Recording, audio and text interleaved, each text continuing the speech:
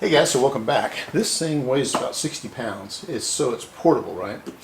This is a Sony reel-to-reel tape deck. It's got a tube type amplifier in it. It's stereo, and it's got a some kind of problem with the motor. I picked this up from the fellow today, and he showed, in a video where he turned it on and the motor would just turn for a little while and stop. So he thinks there might be something wrong with the motor. I have no idea. We're going to open this thing up and take a look. So I need to take these clasps off. One of them shifts easily. Don't know about the other one. I have to work on it some. But then the speakers come off the side, and we'll see what we can get. So I'm going to work on this and get this thing open. I'll bring you right back.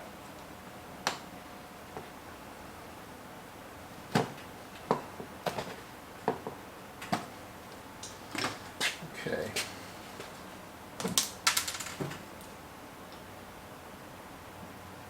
There's one screw.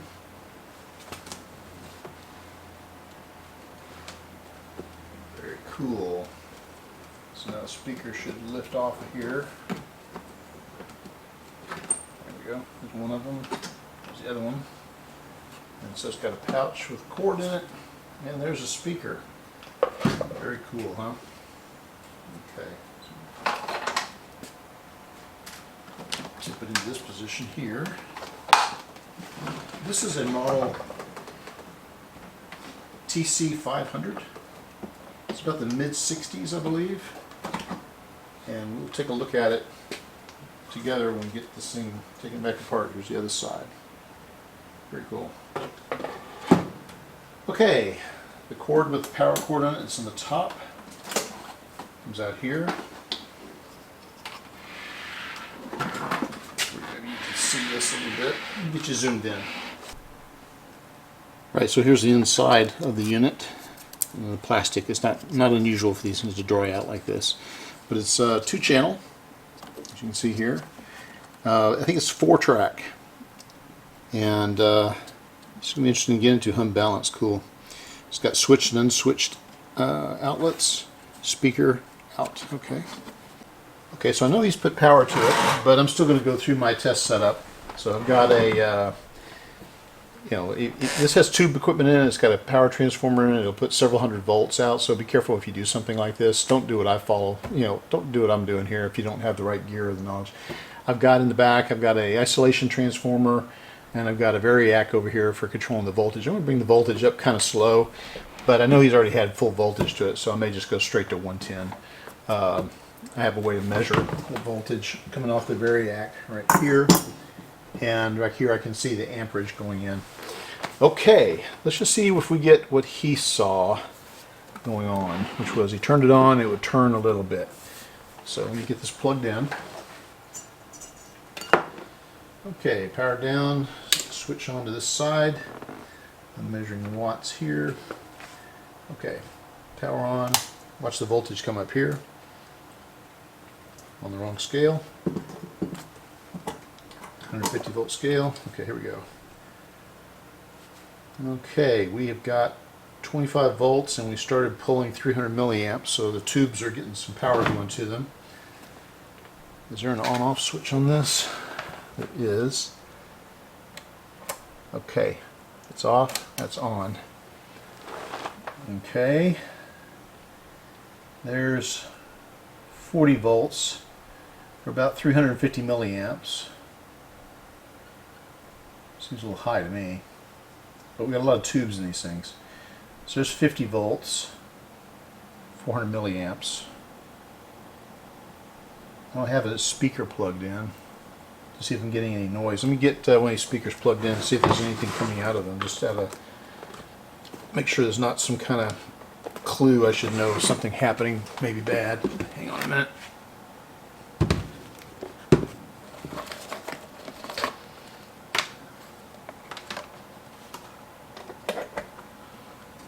Okay, one of the speakers plugged in here, just in case we hear something. Is volume.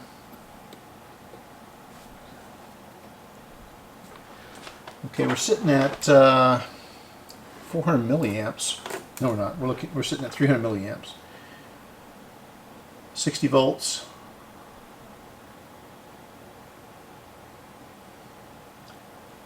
70 volts.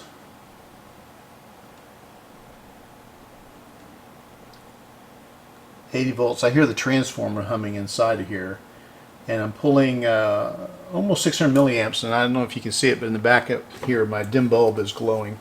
So let me just see if anything happens here. So we'll go forward.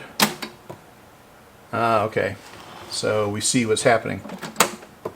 Put it in gear and it begins to turn, and then nothing happens.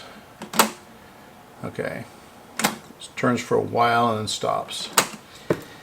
Does this thing have a broken tape switch? Meaning if the tape breaks, it interrupts the motor so that it doesn't just continuously run and pay the tape out onto the ground. Usually one of these has got a movement on it. Let's see what this one has. Well, there it is right here. Okay. Which way does that work? Does it work like? Must work like this, right? So there's the switch. Is the switch kind of gummy, or?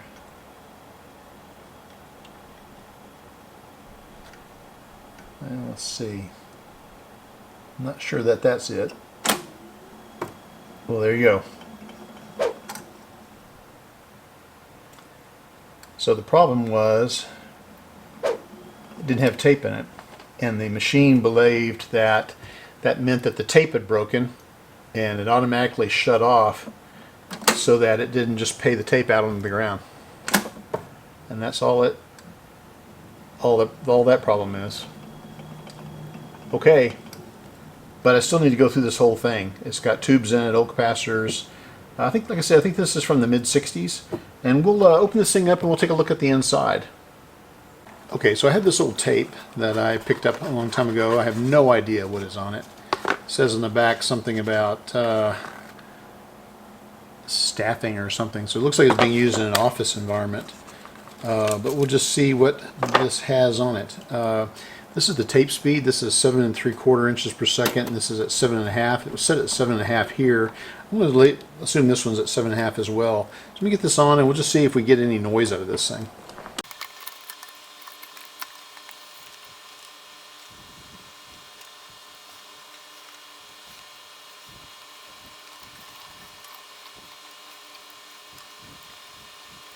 I guess it says something about your age if you know how to do these things, right? Okay. This has to do with the equalization of the output. I'm going to leave that alone.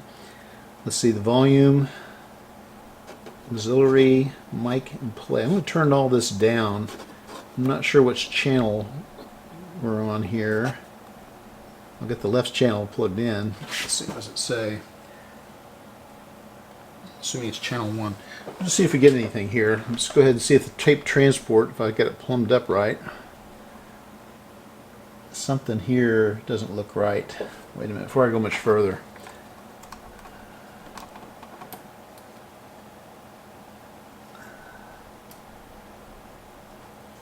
Oh, I see. These are like for holding down pressure. Why doesn't it do that automatically?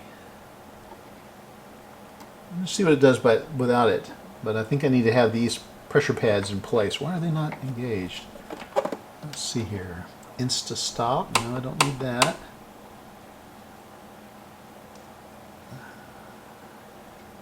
I don't know why. There's a little catch here, a keeper, that's keeping these things from flipping into place. And I don't know if there's a latch or something that releases. Let's just see what we get. See, there's a screw missing out here. Let's just see what we get.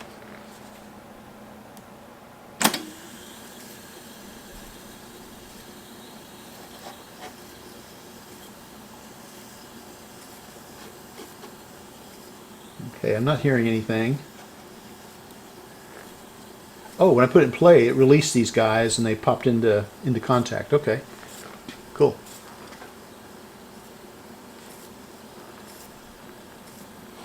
Okay, these tapes may be blank as far as I know, so I don't know. I'm going to try swapping the speaker output to the other channel. Yeah. Okay, well, I don't know if there's any material on this or not. So I don't know if I got a good test, but we see the transport mechanism seems to be working. It could be that it doesn't even have its speakers, it's missing tubes or something like that. I don't know. But you can see it's working along pretty good. If you look right in here, you'll see these things flip down. See that? Those are the contact pads. You see them right here that I was talking about a minute ago. Clever. The other thing though is I don't really have the right voltage in. I'm going to turn the voltage up. I read that this is 100 and basically it takes 1 amp. And I'm sitting at 600 milliamps. What I'm going to do is turn the voltage down. I don't think I have a short. And then I'm going to bypass the dim bulb. Okay, now we're up at 90 volts. So I should be going to a full amp. I'll turn the voltage up. Okay, I'm at 110 volts in, and I'm at 920 milliamps. So that's the kind of rated power that this thing's looking for. I don't hear anything coming out of it. Okay. Well, the transport's working. Now we got to get into the audio circuit and see what's going on. But that's something. Yeah, so I was looking at how to take this apart and take the front cover off because there was already a screw missing out of up here on the top. And I get to looking at the buttons that I thought were equalization, and one of them is, let's do the bass. This if we can get it, but I don't know if you can see that, but this one says speaker off. Who's the new guy? Let me reset this and we'll see if that will give us a different result. I bet it will. Hang on, let me get this back. This thing's heavy as heck.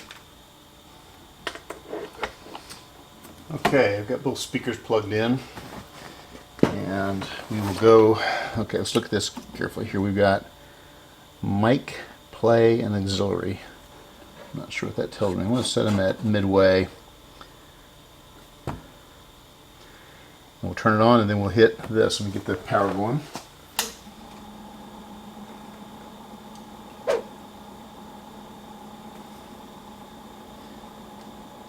$110 volts.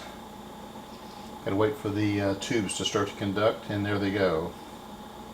800 milliamps, 700 milliamps. 800 milliamps, 850,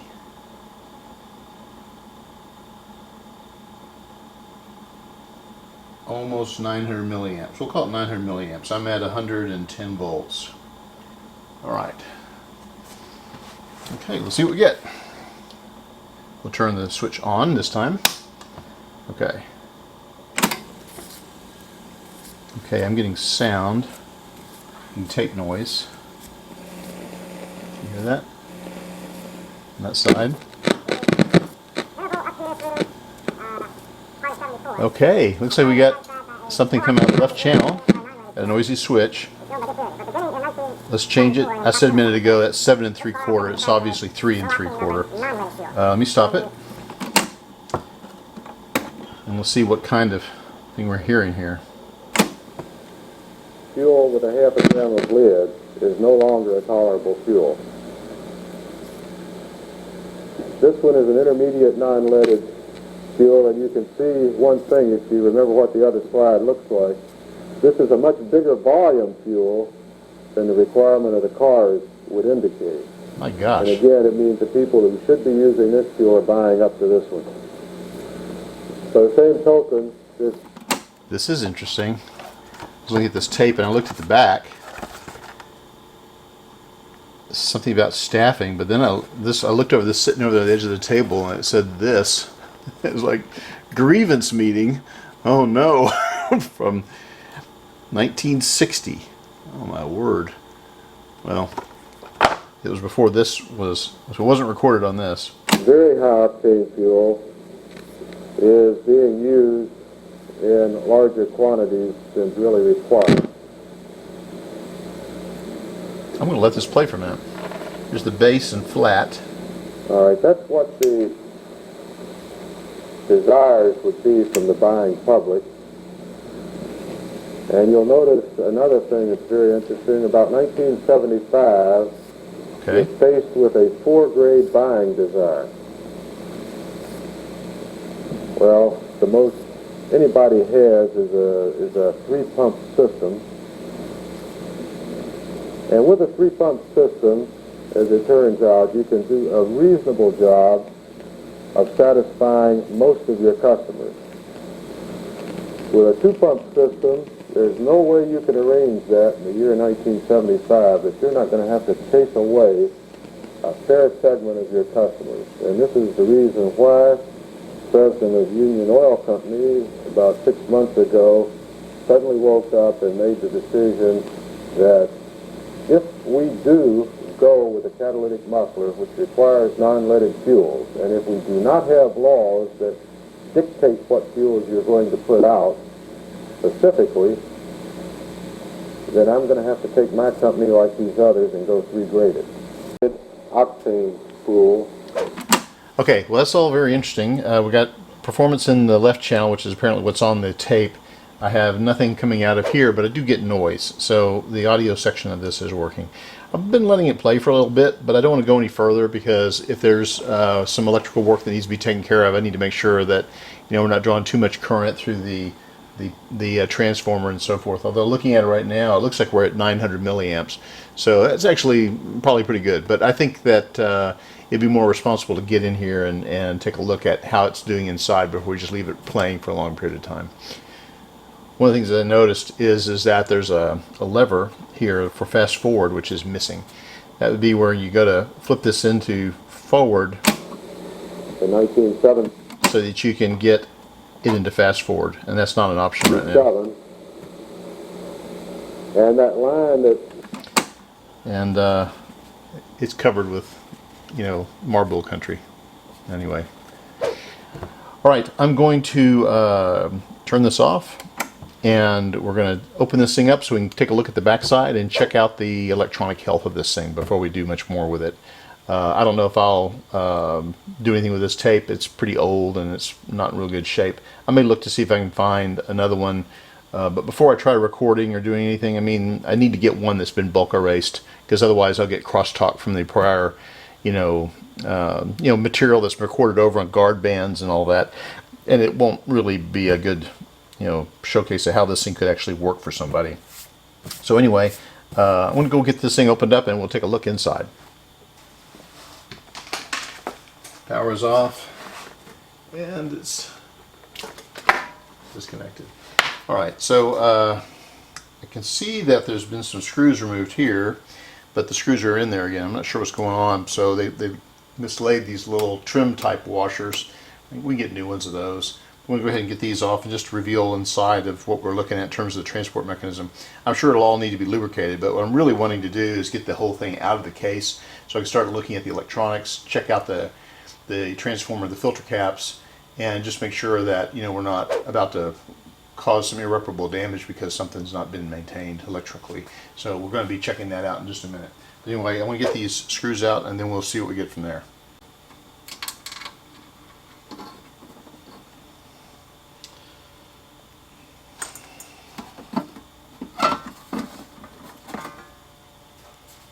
Okay, that's interesting.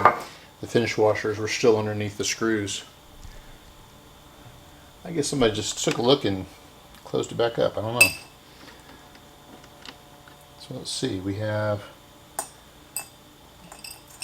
4 that have the finish washers. So that's 2, 3, 4, and there's one more here. Okay, so now we're on the inside. Let's take a look what we got.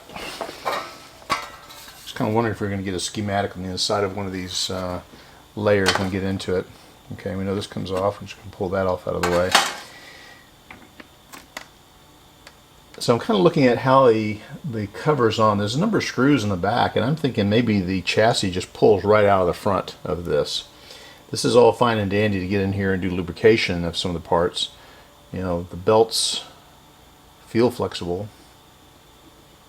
The tires feel okay.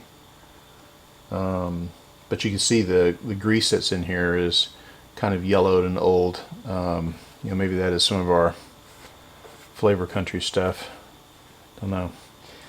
But to look at how to get the rest of this off, I imagine these posts come off here. I have to take this knob off somehow. It just slides off. Okay.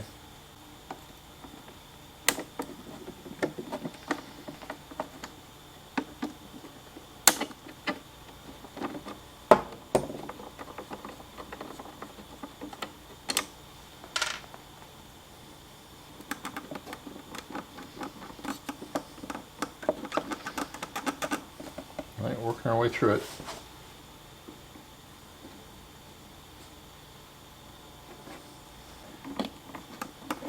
Okay, it goes down to the bottom. So I have to take all of these off down here. I think what I want to do is I'm going to go ahead and take this out of the case so that I can see what I'm doing on these other pieces. I don't need this off right now because I want to go all the way in. So I'm going to turn this thing around and we'll start taking the thing out of the chassis, or the chassis out of the box.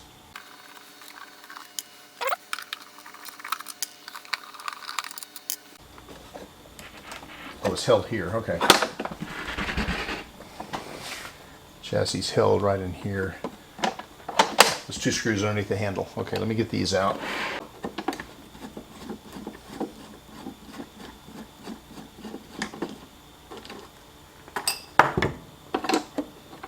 All right, she's ready to come out. Yes, it's nice to have the extra room.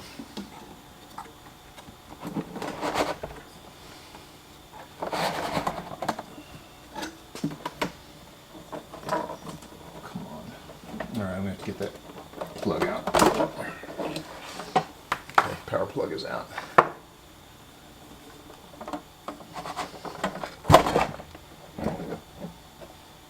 And we are in.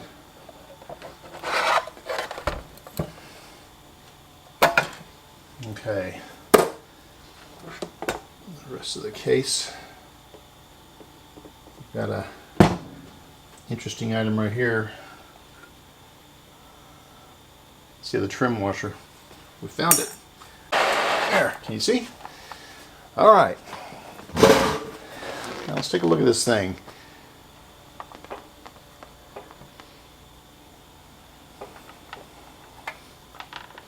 Not sure how well you can see that. Let me give you some extra light. Hang on. Okay.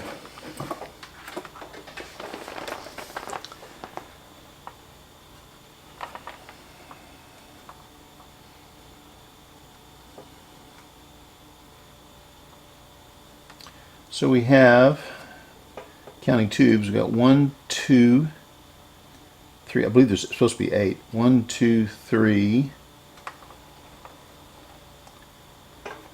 4, 5, 6, 7, 8. There they are. Okay. Cool. Power transformer is up here. I don't see anything that's been, sorry about the light. Doesn't look like I see anything that's been leaking out of it. Let's see, don't get shocked. There may be some capacitors involved. It's pretty warm, but it's not so hot I can't keep my hand on it. There's a multifunction switch for what speed you're on. This is the supply voltage change. I guess we've got 2 audio output transformers. So that hole in the back is so this fan can have a cooling. It's interesting it didn't have a grid over it. Okay, we got 6AQ5, 6AU6. I'm going to zoom you in some so you can see this. Okay, this is a 6AQ5, 6AU6, 1287, 1287. I think you can also use alternates there. 6AU6. 6AQ5. Then up here, can't see them. There's 2 more up there. Alright. Well, the good news is I don't see anything really wrong with it. What I'm going to do is get the vacuum and vacuum out all the bug guts and stuff that's in here, just spider webs and a few bugs. And then we're going to start checking on some of the voltages. Let me see how we can access the bottom of the tubes. Hang on a minute. Let's look underneath. Let's look underneath here. Back up a little bit more. Yeah, let's take a look up underneath. Transformer's on this side, so I'm going to put it up on that end.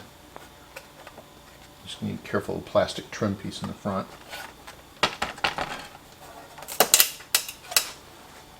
It's covered. Am I hitting something? Yeah.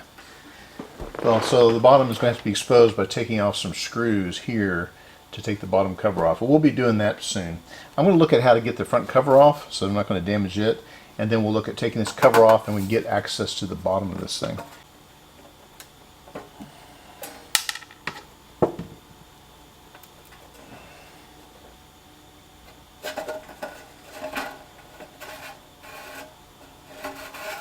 Okay, we are in. No schematic. Okay.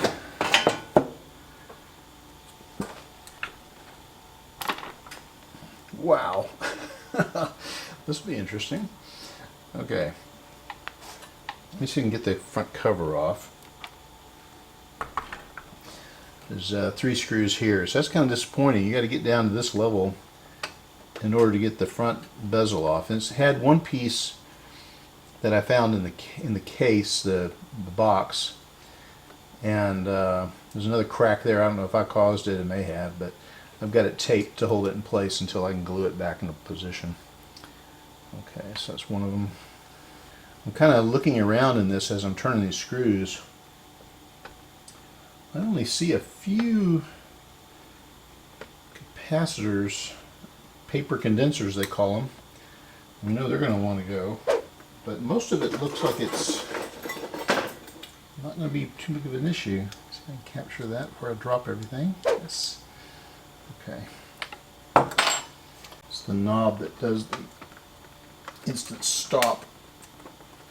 It doesn't want to come off instantly. Let me get that worked off and I'll work it. I don't want to break the trim piece. All right, yeah, so it's just held on right here. Just held on right here is the problem. I don't think there's anything other than just glue holding it in place.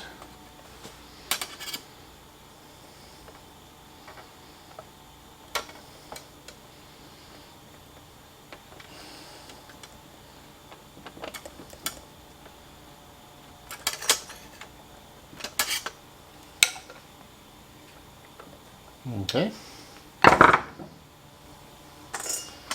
Got that off without damaging anything. Now the front is off. Last chance for a schematic. No. Okay. I can deal with that. We got some cleaning to do. I'm not anticipating tearing this all apart. I'm just going to fix things that don't work and clean up stuff that's necessary for it to work properly, like in this area here. I'll clean the capstan pinch roller up and clean the capstan off, clean the heads, clean up all the debris all through here, and yes, and oil it. And that's probably pretty much what's going to happen in terms of the work I'm going to do to it. There's some long switch stacks. There's one here, another one up here, that are actuated by the operation of pushing the press to record buttons. Can you do them both? You can. Okay. Power switches down here. Okay, the noisy volume controls are here, so we'll clean those for sure with some QD probably. And then we'll clean the contacts and other things. We'll check out the bulbs and see how they're working. One of the things I'm mainly interested in though is checking out the power supply and making sure the voltages, look okay. And I'll get that from getting to the bottom of the tube sockets. I'm just going to look for getting this thing set up. But first I'm going to vacuum some of the spiders and spider webs and stuff out of this, get it cleaned up. So I'm working on something clean. Okay, so I've got it vacuumed out pretty well. The rectifier is located way up in here, so the accessibility to the pins on the rectifier are way back up in there. I'm not going to really be able to get to it. I'm going to take the top cover off. It's got a number of controls and inputs on it, but they're all attached with leads, so I think I can just kind of lift it out of the way so I can get access in there and at least take a look at what we got. So I'm going to go take this off now. Yeah, this gave me some room in there, but not a lot, I must say. But it does allow me to get maybe around to the rectifier. So here's the rectifier right here. Can you see that? It says 6CA4 right there. So this is the rectifier here. And perhaps I can get some leads hooked up to it or find where I can track, to the plate and stuff. see where I'm getting voltages from the power supply. See if I can slip it out of there. Okay, here's our rectifier tube.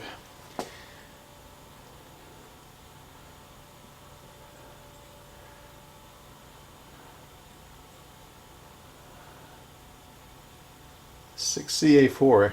It's always nice to verify you got the right tube in there. Okay. Okay, so I really couldn't see the socket numbers on this schematic very well. It's actually pins 1 and 7 are the plates, and 3 is the cathode. I had to look that up in the receiving manual here, just because receiving tube manual, because I just couldn't quite see it on that schematic. But anyway, yeah, the plates are 1 and 7. The cathode is 3.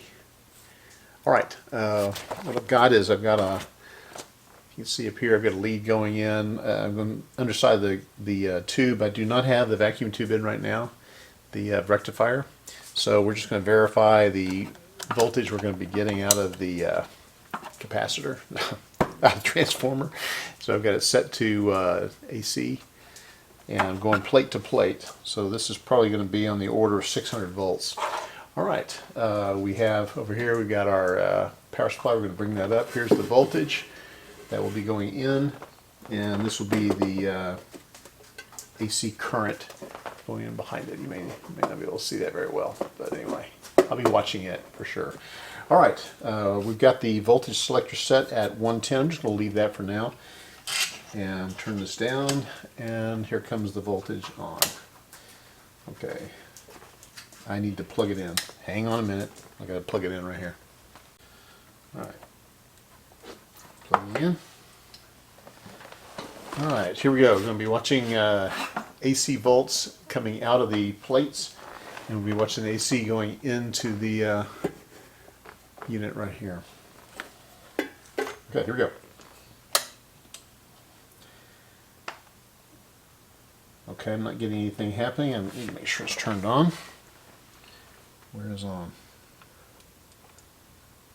Oh. Okay, now it's on. Here we go. Yep, we're getting current. Okay, I'm at 30 volts in. We're pulling not quite 300 milliamps, and we're at 187 volts out of the primary of the, not primary, the high voltage secondary of the transformer right in here. Okay, we're going to bring that on up. It's 40 volts. I'm expecting this to be in the range of about 600. This unit is good for 1,000 volts. 50 volts. 60 volts. Starting to get. The motor is running. 70 volts. Not quite 400 milliamps. 80 volts, 477. I did check the capacitor. The capacitors after that, they seem to be okay. 100 volts, 105 volts, and there is 110 volts going in, and we're at 640 volts. Considering we don't have any load on this, I don't have a rectifier in there, that's probably okay. So what I'm going to do now is see if I can get any other voltages to check. I've got three or four windings that are at 6.3 volts or 6 volts. So I'll see what I can get on those. I'll bring you back. I'm going to just check them and let you know what I found out. So I'll do that now. Okay, we've got this bulb is glowing, pilot light. Both of the pilot lights are glowing over here. You can see that. So that verifies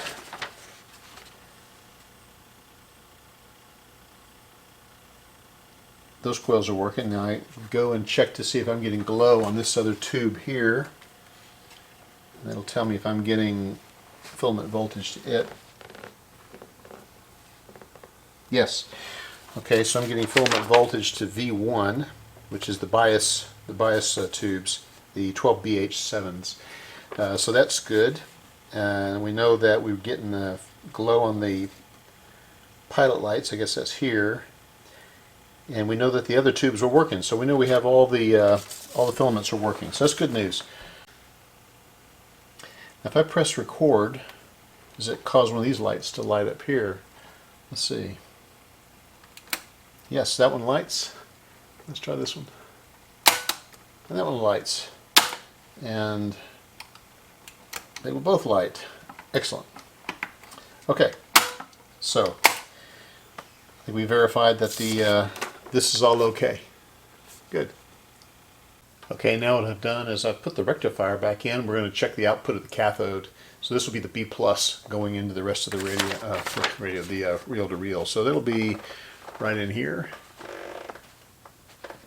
And we're expecting, what is that, 360 something volts. Look at that on that side. I found the 1K resistor that goes between the two filter capacitors. By the way, I've checked both these. They seem to be fine. This guy is located right here. It's that 1K is a wire wound. And so when I go to check the other side of it, I'll be checking, pull this off, and I can connect it here. And it goes to just to chassis ground. So, all right, we're going to bring this up to 110 again. And here comes the, can you see that? Okay, here comes the power.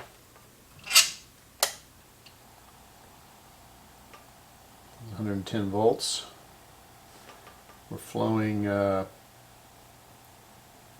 600 milliamps. Now it's coming up, starting to conduct 700 milliamps, 800 milliamps.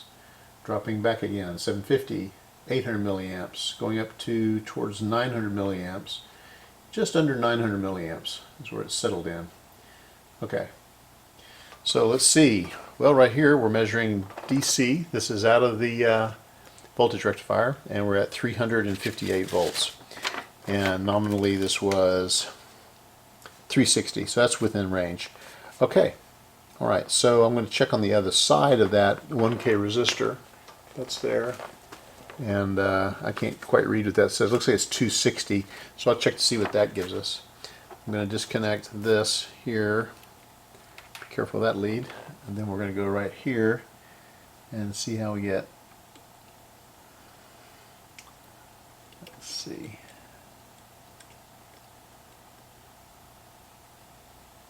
Okay, I picked up a better ground with some alligator clips here, and now I can go to the other side of that internodal resistor for the two filter capacitors. And go here. If I can hold it steady. And 265. And we were prescribed like 260, right? Yeah, 260. So we're in good shape there. Okay, so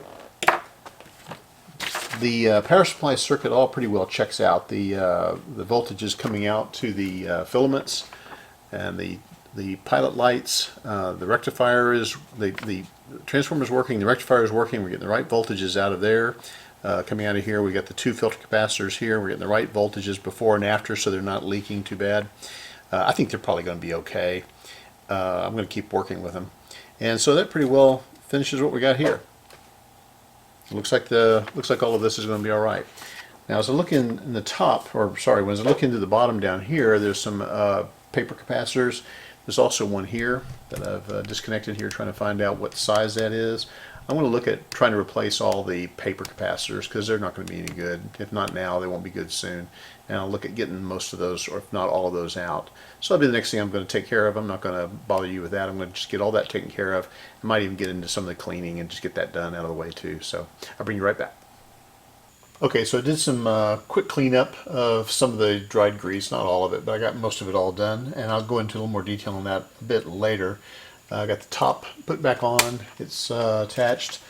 I changed out this capacitor we talked about. I believe this is the one that saves the tape switch for when it shuts the motor off. I think it's there to save the points inside that switch. And now what I need to do is get on to flipping this thing over and getting in and changing the couple of paper capacitors that are in here, and I'll show that in just a second. It's been a few days. I've been working on something to go to the front, and I'll be talking about that a little bit later. But meanwhile, I'm going to flip this thing over get those paper capacitors out of the bottom bit, and then we'll bring it back then. Okay, so I've got this thing flipped up so we can see the underside of it. And I found some of the oil and paper caps. Here's one here. I saw it on the bill of material. It's called C1. I couldn't find it on the schematic anywhere, but I finally located it here. There's, you can see it here. Let me zoom you in here. We can see this one. Okay, so we can see this one right here. And there's another one here that wasn't on the bill of material, easily seen, but that's an oil paper cap as well. This one, as you can see, has a bleeder resistor across it. This one is to protect the switch for the bass boost switch. And so there's one here. Now these two are not too hard to get to, relatively speaking. It might be a bit of work. This one up here, back you up. This one here is going to be a little more trouble because they didn't really leave me a lot of lead here to get into there, but I think I can probably do this one. At least I can. This is relatively easy to get to. Now these down here are a whole nother story. These things are really tucked in deep. So give me an idea. I mean, that's how far down inside of there that is. I'm going to try to remove, I think I can remove, there's a little block that these two adjusters are on that I think I can, I think I can get off of here, and it might get me some access into here. If I need to get these off, I might be able to do that by, let's see, I remember how to do this. I think I can push the switch down and this becomes loose. I just need to make sure that when this thing slides up, it's got to stop. I think it does. But then that will allow me to get this out of the way. I don't know if I'll have to do that, but I probably will in order to get down there and change those guys out. Anyway, I'm going to get into that. That's going to be a whole lot of fun. I'll go ahead and get, so I got 5 capacitors to do. In the lives of professional drivers. Since 2008, nearly 4,000 over-the-road semi-truck drivers have turned to the St. Christopher Truckers Relief Fund. Okay, so I got this one replaced, put a bunch of shrink on it because of the proximity of the cabinet. I had to put extensions on leads because both of these were 2 wires coming together, and so I got that done best I can. I may get some hot glue or something just to stick it to there, but I think it's fine. I've got enough shrink up all around that I'm not going to hit anything. Okay, so I'm ready to now see if I can get a couple screws out underneath here and get these adjusters out of the way to see if I can get in there deeper.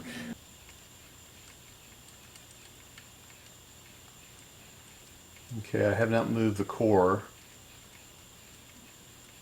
And as long as I don't apply torque to the stem relative to holding the body, it shouldn't turn.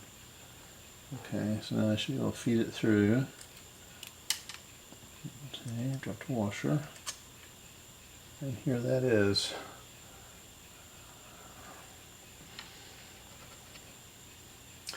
Uncool, Sony. Okay. I don't think they're listening. Okay, so now I can finally get underneath that and get to what's going on here.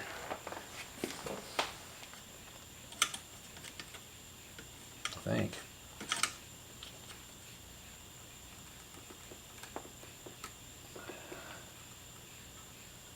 Okay.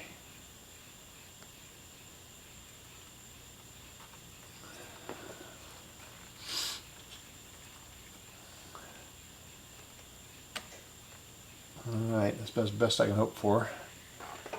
Get that out of the way. Alright, so can you see?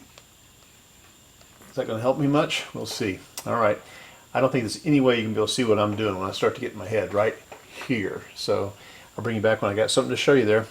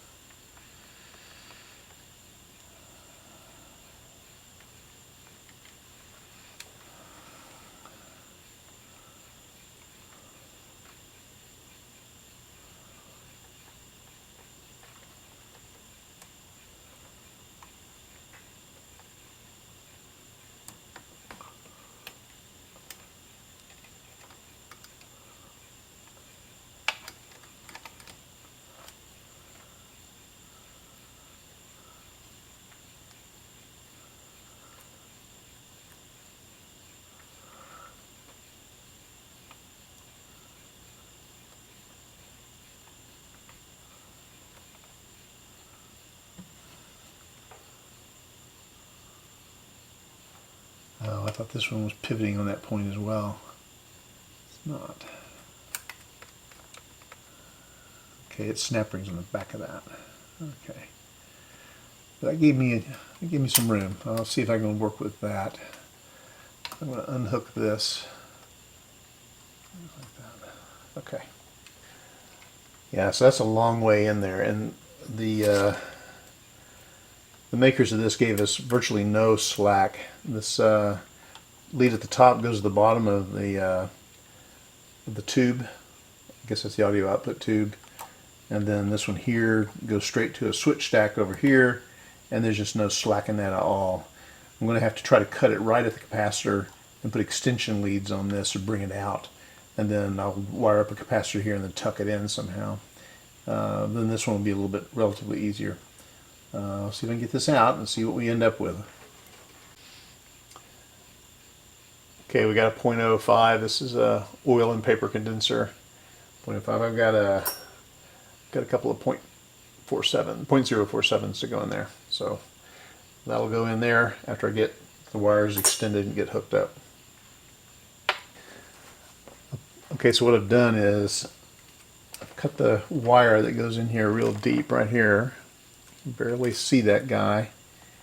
That's as long as a piece of wire as I've got, and it goes underneath the switch stack. And to get this thing out, I'm going to try to not go to that extent right now. So what I did was I got in here with some hemostats and a razor blade and got in there and cut a bit of the insulation off. And what I'm going to use, since I've just got a very short stub sitting out, I'm not going to be able to do J-hooking or any of that. I'm going to use focus. Yep. I'm going to use the John from Arkansas method. We're going to use this. So I'm going to stick that on there and then solder that in place, and then that'll give me an extension that I can put some focus. There you go. There we go. So I'll get that on there. I can solder that on, and then that'll give me an extension that I can then use. Well, I didn't give myself much of one, did I? Well, no, I did. And that'll give me room to attach the capacitor, and then I'll trim everything, and then I'll put some shrink tubing over this. So I'll get that on, and we'll see how that looks.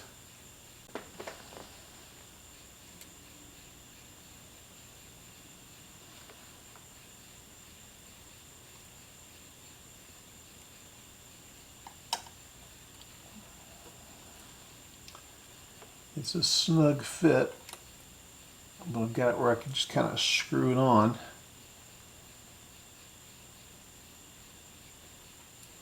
I also scrape that wire in there with the razor walls in there.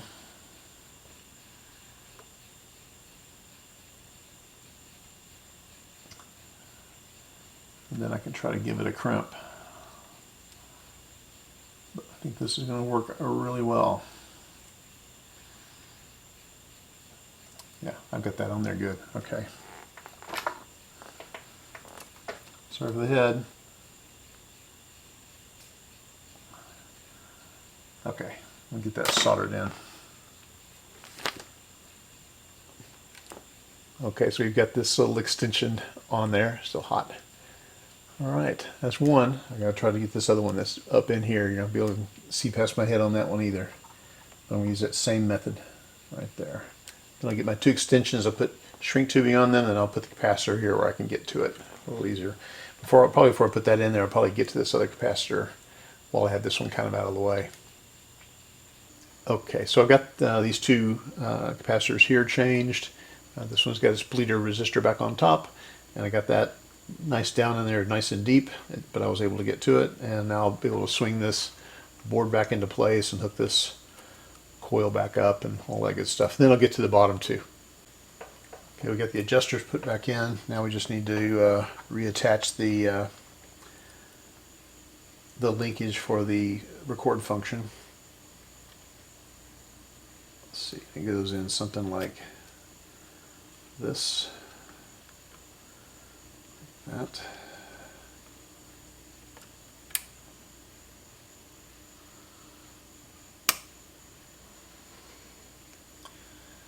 Okay. All right, good. I'll put some more fresh grease in there. But anyway, got that done. Now I'll get the other ones down the bottom. Those would be easier. Okay, so I got these last two capacitors replaced. This one and this one here that has a bleeder on it. So I've got all of the paper and oil and paper capacitors out of there. And so I'm going to do flip this back up and do a voltage check on it to make sure I don't have any problems before I put the cover back on it, and then start putting the case back together and addressing some of the issues we have here on the front. And I'll talk about that after I get to that point. Okay, so I flipped this back up and I've got the speakers hooked back up. I've powered this thing up and the current is still about 900 milliamps, so that's right where it's supposed to be. I was careful bringing it up so I don't have any problems with shorts. So I think all the repairs are working fine. In contrast to the 40% who really needed a leaded premium, fix the noisy volume control. Of them, we got 64. Yeah. Will buy a leaded premium. And it's not surprising that it comes out this way, because that was one of the tie points in our So what we're going to do is we're going to go through now, and I'm going to take the tape off and look at the lubrication of some of these points in here that we can lubricate. I've cleaned this pinch roller before. I'm going to clean it again because you can see there's some brown came off this tape. I guess the tape's dirty. And I'll get that cleaned back up and then do some lubrication. And then I'll bring you back and we're going to talk about how we can try to figure out how to get the fast forward to work on this. We're missing the fast forward lever that goes here. It goes underneath this lever here, and we need to figure out what we need to make, or figure out some way to put a catch or something to where we can make that thing operate. And if we can, we can. All right, so anyway, I'm going to get this cleaned away and start getting the lubrication done, and I'll show you what we got if there's anything there to see. Okay, so I got that all lubed up good, and so now one of the things I want to do before I want to put the bottom onto this, I want to talk about the voltage selector that's on the back here. Okay, let me get you zoomed in on this. Hang on. Okay, so this is how you adjust the input voltage. This thing is portable, which means you can take it to other countries. It has the ability to handle 220 volts, and so it has different windings that go into the transformer, but they should all be giving us the right kind of voltage out. So what I want to do is we're going to try to switch this over from being at 110, where it's been for all the work we've been doing here. That's why I've been using the Variac and going to 110. And it has a 120, 123, I think it is, voltage area. I'm going to put it into that and then verify I'm still getting the right voltage out. And I'll just do it at the output of the intermodal transistor between the between the two big filter capacitors. And if I'm still, I think it's in the 260 volt range, if I'm still in that range, then I'll know that that winding of the transformer is good as well. So this looks like you're supposed to turn it, but you don't. You pull it out. Okay. So there's your pins. You got one that's in the middle and two on the sides, and there's a little window here, and it shows you the voltage you have selected. So this one says 100 volts, 110, 117, 125, 220, and 240. Pretty cool, huh?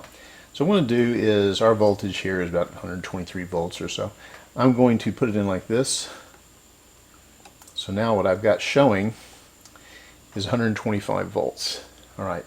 Now I'm going to reattach the power cord and then get ready and put the power back to this, and we'll send it up to basically 120, and we'll see what kind of voltage we're getting out of that resistor, and see if we're still in that range of 260 volts or so DC. So I'll be right back after I get that set up and reset the camera. Okay, I think we got it set up here. Just remind you where we are, where we're doing this. So we've set the focus.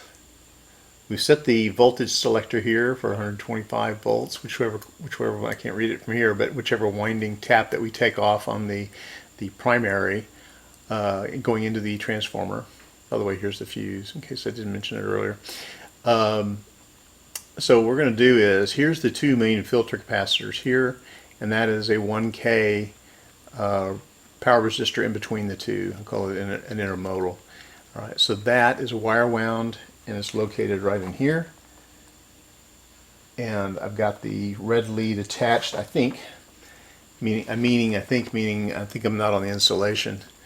So we're going to be checking from here to ground, and I believe that says 260 volts. If it's wrong, I'll put it here in the in my correction field. But I believe that's what it is. Looking for about 260 volts DC. Okay, so the way we got this set up is that I've got already got a little bit of voltage. I guess my capacitors are still draining. So we have this will be the input voltage coming in here. It's 150 volts full scale, so we'll be going to 120, which is right here. This is amps in the back if you want to see it. It's 1 amp full scale. I'm going to be bringing it up slowly because we're going into a new winding we haven't been into before, so we just make sure everything's okay. I had the dim bulb out of the circuit because I've had power to this many times, so unless there's a problem with the transformer, in which case I'm going to see it right away here anyway. And then this will be the voltage in DC that we're going to see right in here. And as I say, when this gets to about 120, we're looking for about 260 or so. And so we're going to give that a test. Okay, so this is all the way down. This is on an isolation transformer. This is the source into here is isolated. This is not an isolation transformer, obviously. Okay, so here we go. Power on. Make sure I've got. Okay, switch is on. Okay, here we go. Power on. And we're going to start bringing voltage up, and we have current moving as well. Okay, so I'm at 300 milliamps, a little under 30 volts, 40 volts, 50 volts, we're at almost 120 volts. Okay, 120 volts, we're at 270 volts. Usually it's like plus or minus 10%, so that's going to be well within field of where we need to be, so that's going to be just fine.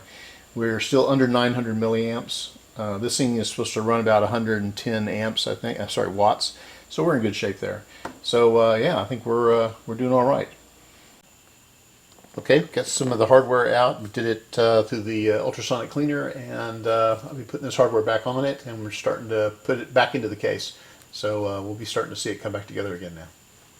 Okay, so I've gone in and done some cleaning on what we have here in the front. I didn't go crazy and start taking everything apart and cleaning everything that was in here, but I cleaned all the contact surfaces, got the old oil off and areas that were they're touching and so forth, and got in here and cleaned this stuff out. I did some grease replacement. I used some of this basically Teflon type grease where the grease goes, and I just used some light oil where I had it handy. This is this Deoxit X105, which is what I have on hand. Okay, so I went through and did that lubrication work and so forth. The other thing I did is went in here and cleaned the heads, the playback record head and the erase head. I just thought you'd be interested to see. It's probably about time somebody did it. So we got that cleaned up, and it's working pretty good. So I wanted to talk about how this thing operates. And we've got this piece that's missing I've been talking about, the fast forward. So if I take the cover and like put it here, oops, upside down. Put the cover here, and if you recall, let me zoom in here. So what you've got here is you've got this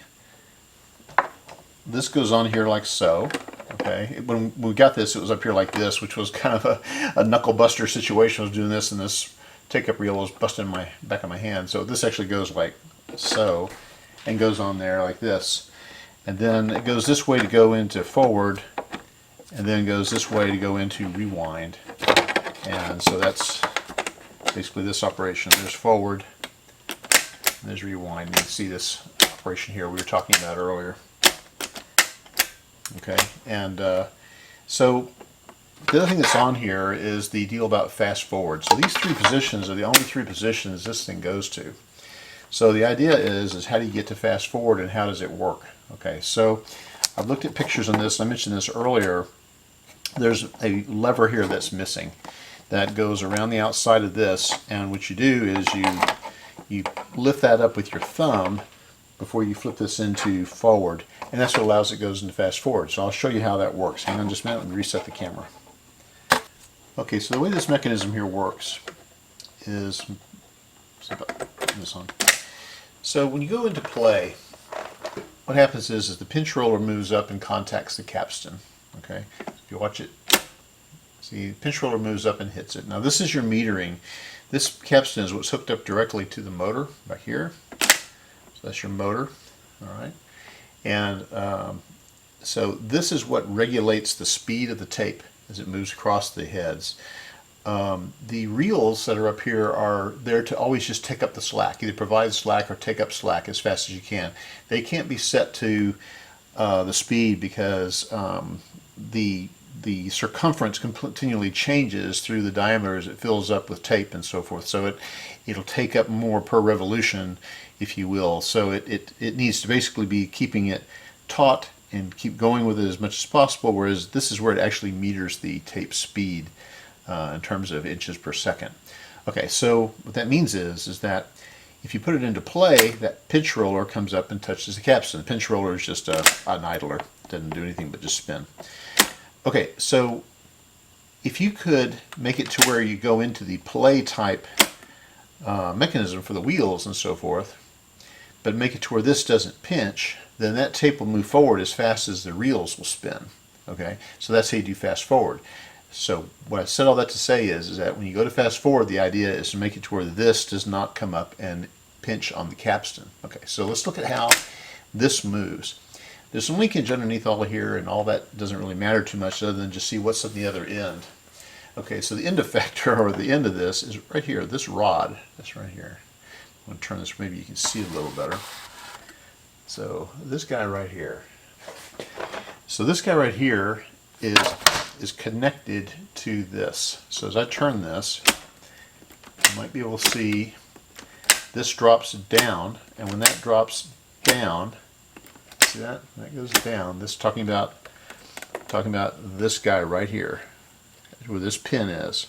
So as it goes down, this comes up and engages that. So what we want to do is hold this up so that that pinch roller doesn't come up. Okay, so there's a way that that happens. So in here there's a little doohickey that does this. Okay, so it runs along here, and it has a place here where it bottoms out, and I've put nice grease on all of this. But the thing to notice right here is there's like a cam that this will ride on. Okay, and if you move it all the way, you'll see there's a little detent there. Okay, and it goes in that position, then this rod will set in that little cradle and won't be allowed to go down any further. So if I go into there like that, once again you're looking right here, and I put this on here and I turn it, you'll notice this does not engage the capstan. It'll come up just a little bit, but not much. Okay, that's it. So it's not touching the capstan at all. There's a lot of space there. Okay. So trust me, it's probably about a little around a quarter of an inch. So anyway, that's what the fast forward does. So it's held that position, and then you go back to stop. This will reset. Okay, and now you go back to play, and this goes up and pinches, and this goes along like that. All right, so the operation of the fast forward is related to the movement of this little doohickey, I'm calling it. Okay, so the idea is, what did I need to have in order to go in to fabricate a way to be able to operate the fast forward on this when I get the cover on? So I looked online at pictures of the unit, and I found one picture of a disassembled group that showed what this looks like. It's kind of it's painted gray or silver, or maybe it's a cast aluminum piece, and it has a little thumb lever on it, and I can see how it went on here. Other than that, I couldn't really see a whole lot. There was a little spring on it. So if you look on this, where this goes on here, there's a small hole right here for a spring. So if you look in the bill of material, there's a place for a spring there. So I was looking at how would I design something that would go in there and do what I needed to do. Well, I'll try to save a lot of talking about this, but I went and I had several permutations of designs. Okay, so I designed these in Tinkercad and printed them out on my 3D printer. And as I went, the idea was to continue to find out, okay, now this one doesn't work, how come? And continue to work my way through figuring out how I was going to get it in here and how to get it engaged. Okay, so I'm going to skip ahead to the final copy. So this is the final copy. Okay, you see it's got a little recess here. It has a bring it over here. You see there's a little tab that hangs down that has a hole for a spring if I chose to use it. I don't think I'm going to need it, and I'll show you in a minute why. But then this goes in here like this. Now this paddle that I have right here is what engages that little doohickey. Alright, so if I go in here and I put this on, you know, some of the earlier designs I was looking at this and saying, okay, well if I put this on, you know, I need to get to where I engage that guy.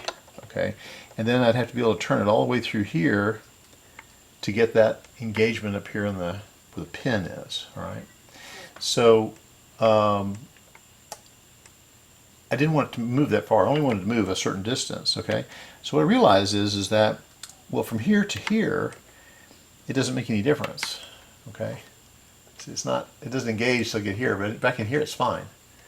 Okay, so and at here I have that spring return of the doohickey, so that allows this to return. The stop is provided when the other side of this paddle engages this little ear. So this goes in here like so, okay, turns, and then it comes back, it hits that stop. Okay, from the other side, you turn it like that, and then it comes back and hits that stop. Okay. All right, so that's how this guy goes on. And what you do is, so you can get this where you can see it maybe a little bit better, is you get this started, and then you go in here with your finger or a tool and move that little ear back to where you can get it to fit on that side of the paddle. So you go in there like that, and it's in position. Okay, and when you have the cover on, that works and it holds in the right place. So let me just put this on here. I've got a recess into here, and I've added a recess here, so this drops into there. Like so. Let me just snug this a little bit. Yeah, this took a little bit of trial and error. Okay, now I don't have the backstop because I don't have the cover on. But basically what you do is you just take this, turn it into this position, okay, and then this goes like that. This is not touching. And there's your fast forward. So now I come back out of that position. This is allowed to come down, but since I don't have the stop, this can go farther, but it would normally stop right here. And now I can go back into play. Okay, and then I can go to rewind as well. Okay, so that's how that works, and that's the part that I came up with, and I think it's going to work just fine. Okay, so now what I'm going to do is start putting the cover back onto here, and then getting it ready to go back into the case. I'll back you up just a little bit. Yeah, so I'm ready to get the covers back on and get this back into the case, and we'll see how it does. Now, I've done the capacitor work on it. I did all that. I've cleaned switches. I've cleaned the heads. I'll demagnetize them later.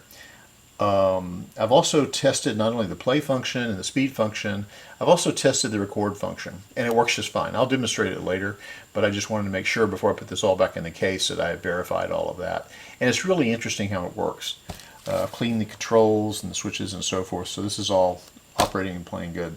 One of the things that's kind of a hassle to put the front back on before I lose you is there's a couple of posts that go into like here. Okay, there's one here and there's one over here. Okay, this one here goes in this little camouflage that flips around, so you kind of have to get that into position.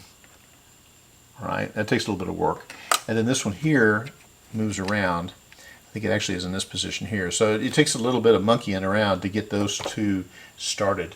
But anyway, so the other thing is when you put this on, the bottom of it extends down past the bottom of this, so you have to move this out to the edge so it's hanging off the edge. I re-glued up the parts that were broken here. I had all the pieces, so I glued that back up. I think that'll be just fine. And have I forgotten anything? I think I've told you everything we're working on. So I'll go ahead and get the covers and so forth back onto this, and then we'll see how it looks. Okay, so I have to put the front cover on first, believe it or not, before I put the cover onto the bottom, because if you remember, the bottom screws on the bottom of the cabinet are held on from inside of the electronics box inside the base of the unit. So I'm going to get this started, and then I'll go into that, add those 3 screws, put it back in, and then I can put the cover back on the bottom, and then we can start putting it into the case. Okay, the first thing I'm going to do is put these 2 posts on that go into the front cover here. So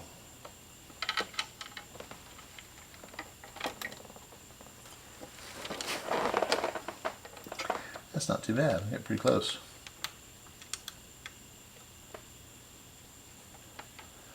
Okay, that's one of them. And this other one's kind of, it's a flippy thing.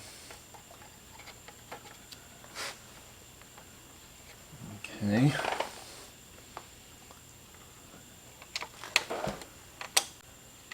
Okay, we got those started. Don't have them tight, but I've got them started, so that's good. All right, so now I need to put the screws in the bottom by coming in from the underneath. So I got to flip this thing around and try not to bust the edge. Okay.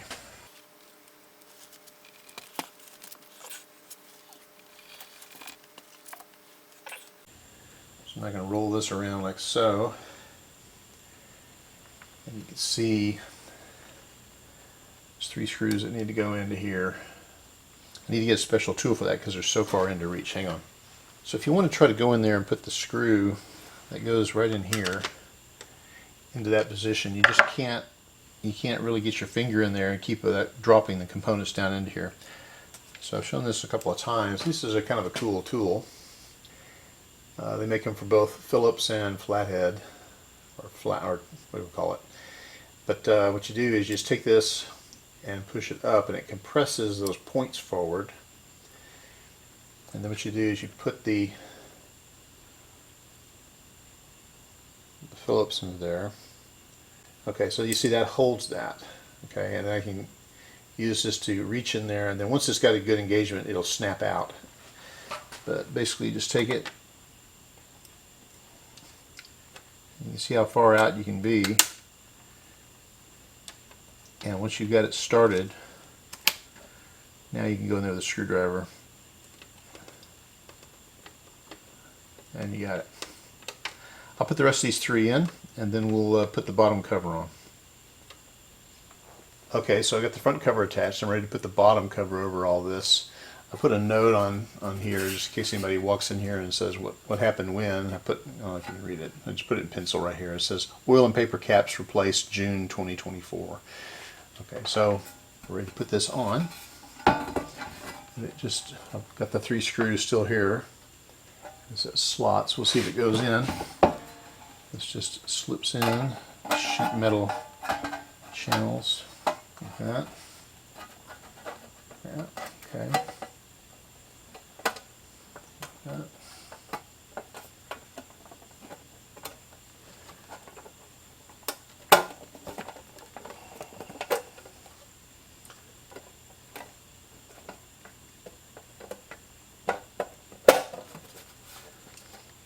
Okay, so we got those 3 in.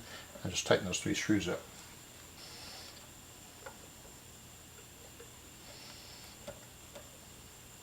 Okay, that's on. So I believe we are ready now to put this into the box, into the case. So on the case, I've done some cleaning. You might not be able to see it. This is pretty dirty. It had years of dirt of this thing sitting with just dirt and stuff falling onto it. I went through and probably can't see it very well. I did a lot of cleaning of the hardware that's in here and cleaned that up. The hinges that are here. These all got removed, put in an ultrasonic. They sound up really nice. I also did the complementary parts that are on the speakers. So I got that all done, and yeah, I think it looks pretty good. So I'm going to get this and put this onto the unit. Now, one of the things that you do is you see how these cables here are. Right here. There's a part of the inside of this case. It's got like a plenum tube for the airflow for the fan. Those cables will tend to try to hang in here. So what I do is I open this up, put my hand in through here, and just lift those cables up so this can pass through. So that's the only kind of jiggling you got to do. Otherwise, just kind of lift it and let it slide in, and start putting the screws in. I'll get that done and I'll bring it back. I got to flip this up.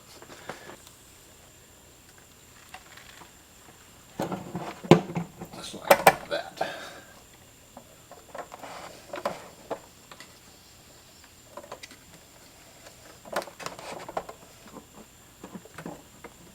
Okay. Put those cords up as I was talking about. I'm doing that now from the top. Can't see it. I got it back out of the way. Okay. So now I'll just kind of influence it to go in the rest of the way. Okay, it's in.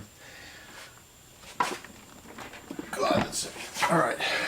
So now what I'm going to do is I'm going to put in some screws here and some screws in the back. I don't have enough for all the ones that are here, so I'm going to prioritize these two. I think I'm missing one. Maybe two. And then, I don't know, I guess I'll do this one and this one. So I'll get those done and then we'll see how it looks in here.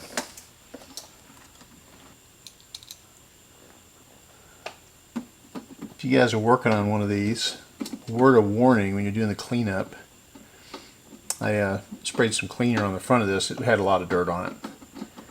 The label over here is in some kind of ink and it was not stable, so it started to come off. I stopped it as soon as I saw that was going on, but it's not something you can rub on, so just be aware that you need to be careful of this. This is just some kind of simple screen print of ink and that's it.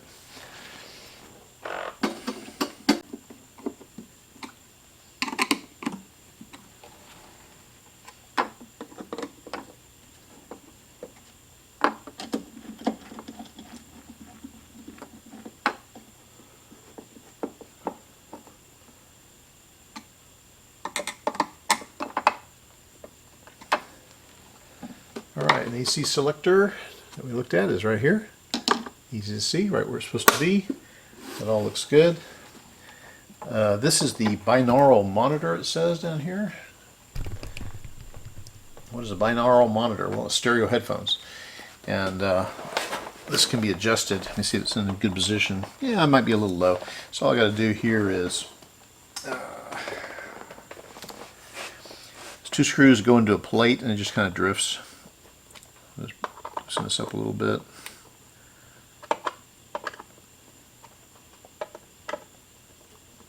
And this will shift. And just try to center it within reason.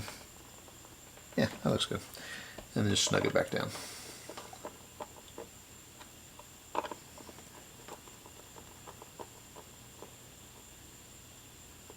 Okay, yeah.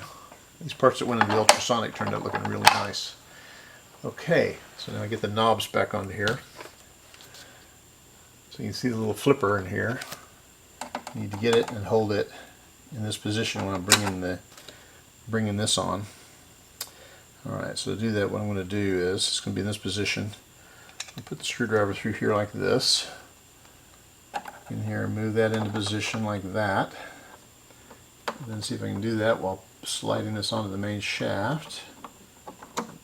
And then get the flipper into position. Okay, that's in position.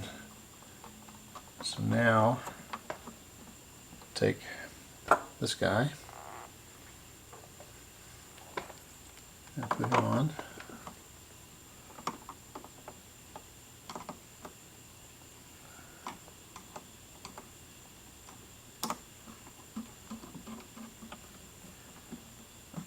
Make sure it's easy to move and bind on it.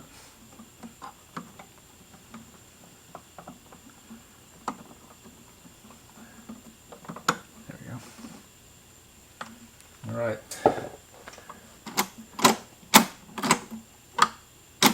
How about that? See, if you look at here, go to this position, and that does not contact the capstan. If I come back, and now it does. So play, reverse, fast forward, it works. Okay. Take-up reel went into the ultrasonic 2, if you remember, it had a little bit of yellow on it. I don't have the hub covers on here, So I just took something temporary. The guy who's has this is going to order some other caps to go in there. I just took some grommets and I just took small ones and I just cut them and it just fits right on there. And it works fine for what I'm doing here. That works good. Okay, I'm going to get this thing rigged up to put some power to it and we'll verify it all still works. So hang on, I got to get everything cleared up and ready for that. Okay, so I got the unit set up. I'm going to put some power to it and just make sure everything's working okay. Make sure that's on. And I won't put the tape on it yet, just make sure everything's functioning. So I've got it now 120. I know you can't see the voltmeter. Right over here, maybe you can see it. So there's the volts. Ammeter doesn't reach, but I'll be watching it over here. Okay, I'm going to bring the power up slow because we've done some work. I'll put the bulb into the circuit. Okay, I'm going to bring it up. Watch here. 10 volts. 100 volts. Not quite 700 milliamps. Strong bulb glow, but current's under control. 110 volts. A little over 700 milliamps. And I've topped out the Variac, so it's looking good. I'm about 110 volts. I'm running just a little over 700, call it 730 milliamps. Okay, so I'm going to turn the voltage down and then take the dim bulb out of the circuit because I'm satisfied I don't have a short. Bypassing now. Okay, we jumped up to 100 volts, 110. We're still under 800 milliamps. And there's 120 volts. And we are at 850-ish milliamps. Okay. Now this will turn for a little bit and stop. I'm going to go ahead and engage it. Okay, what I'm going to do is tell it there's a tape here.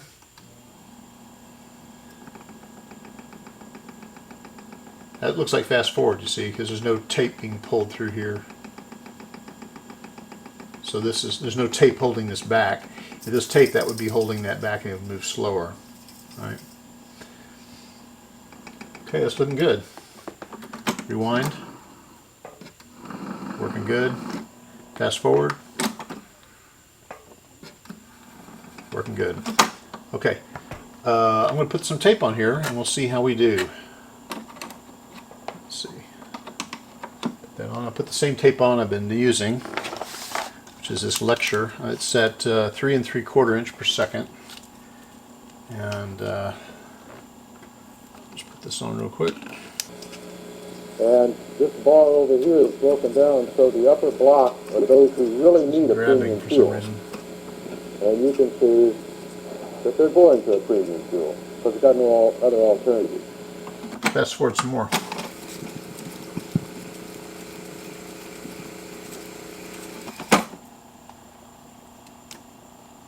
Let's take a look at what will a customer buy. And you'll notice that this curve looks Got a little snag here, hang on. at 64% of them. See that 64? Yeah. Will buy a leaded premium.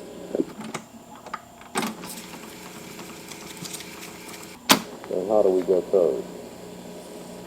Thank you.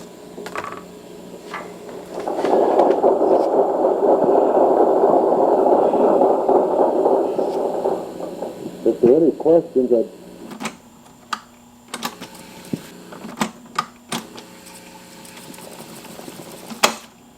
we're getting.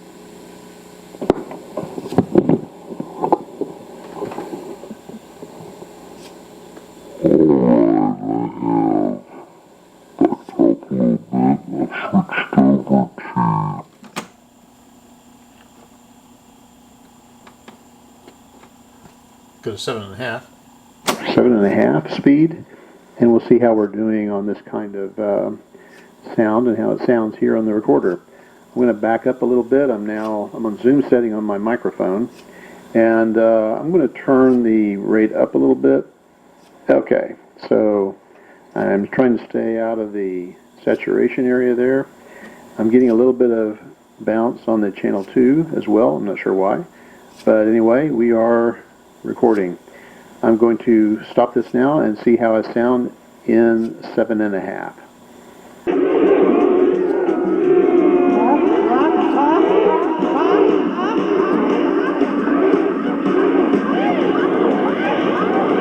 This is how I was testing to see how good my stereo separation was. This part of Whole Lot of Love has the fading going back and forth between the two speakers, and so I record these videos in mono, but I can sit here and I can hear this thing going back and forth, and it's pretty cool. I'm enjoying it.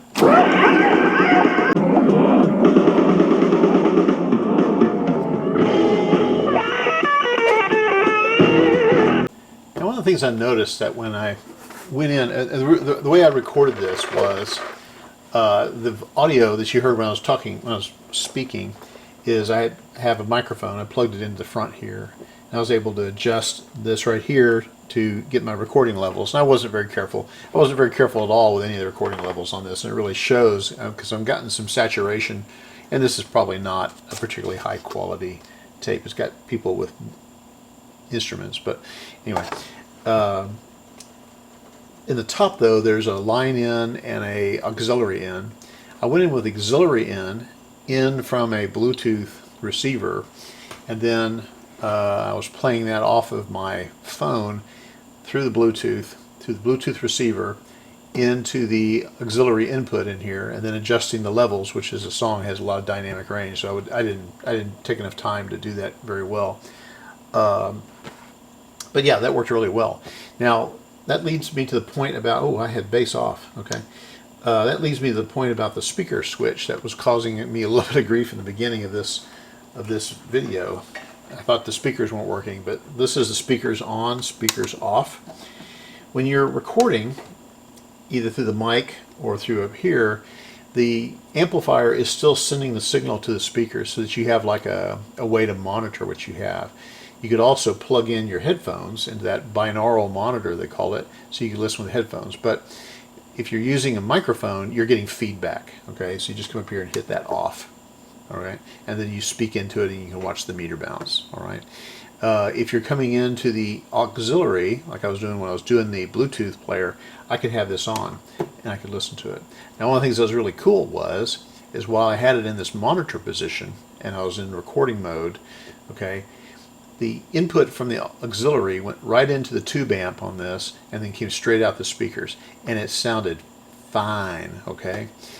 If you record it onto the tape, then the tape has its own dynamic range issues and so forth, and how my levels were set, and you know, I think this probably rolls off at about 14 kilohertz. But when I was not going through the tape, if I just had it going straight from auxiliary, coming right through here and then going to the speakers and controlling the volume here, man, this sounded nice. So you could use this to drive a stereo. It has twin outputs, so if you remember the way the tube layout was, it kind of came in and then you had tubes that went both ways. You had amplifier tubes and then ended up in the audio output tubes that came out to here. So I think that's pretty good. I may see if I've got something else I can put onto here.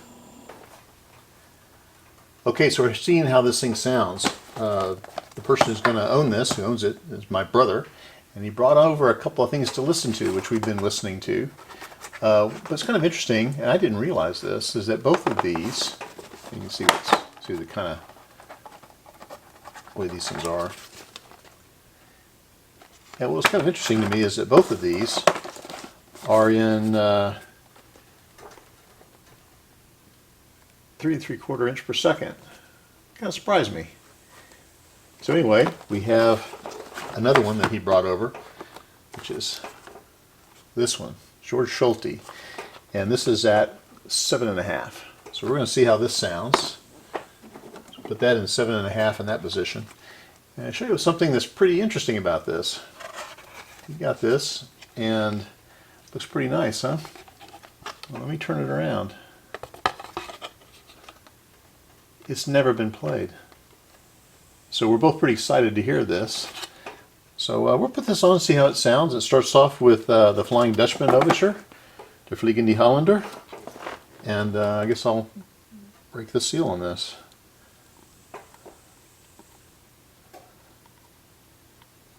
I get my fingers in there.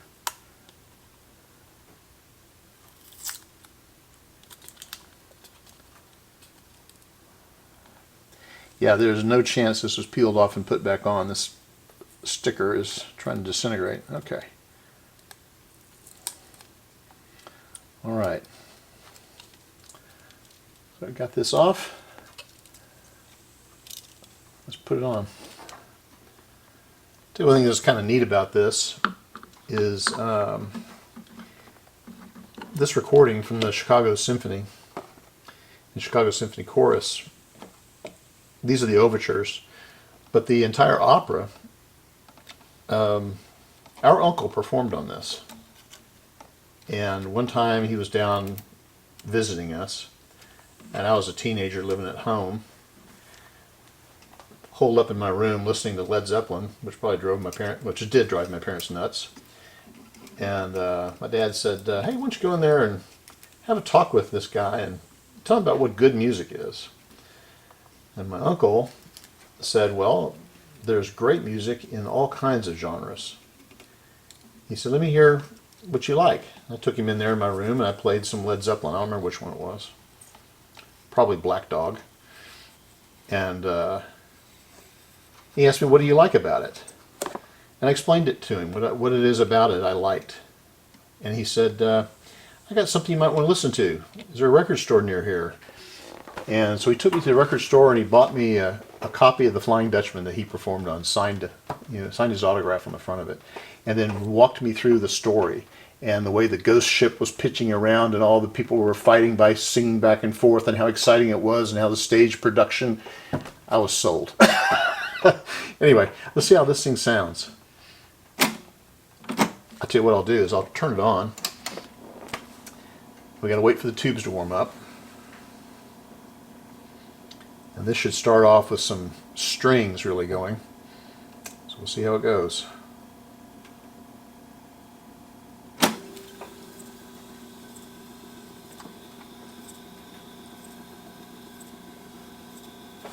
There's a leader.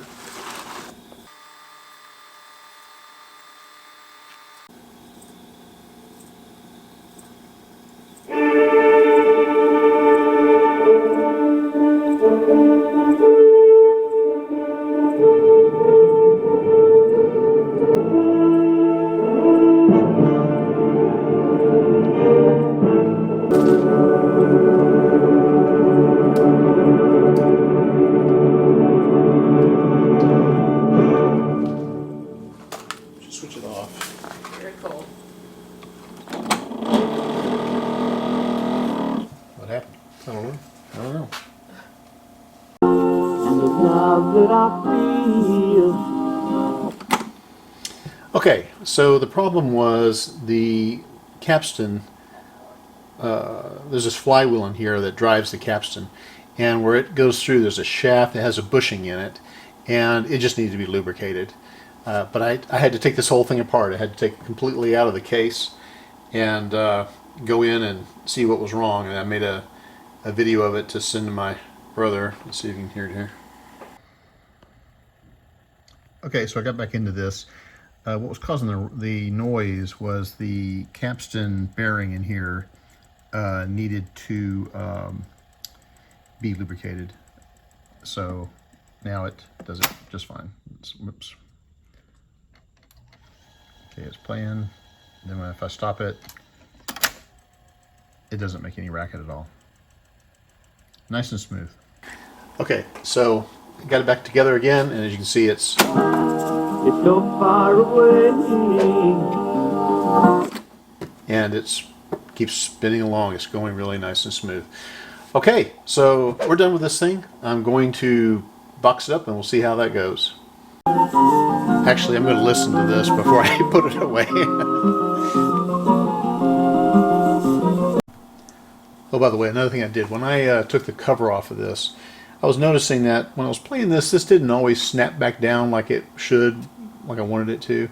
So I decided to go ahead and put that spring in that you see right in here, that I had designed the spot for it to go in, and there's a place for it in this tab. And so that now that pops down like it's supposed to, nice and sharp.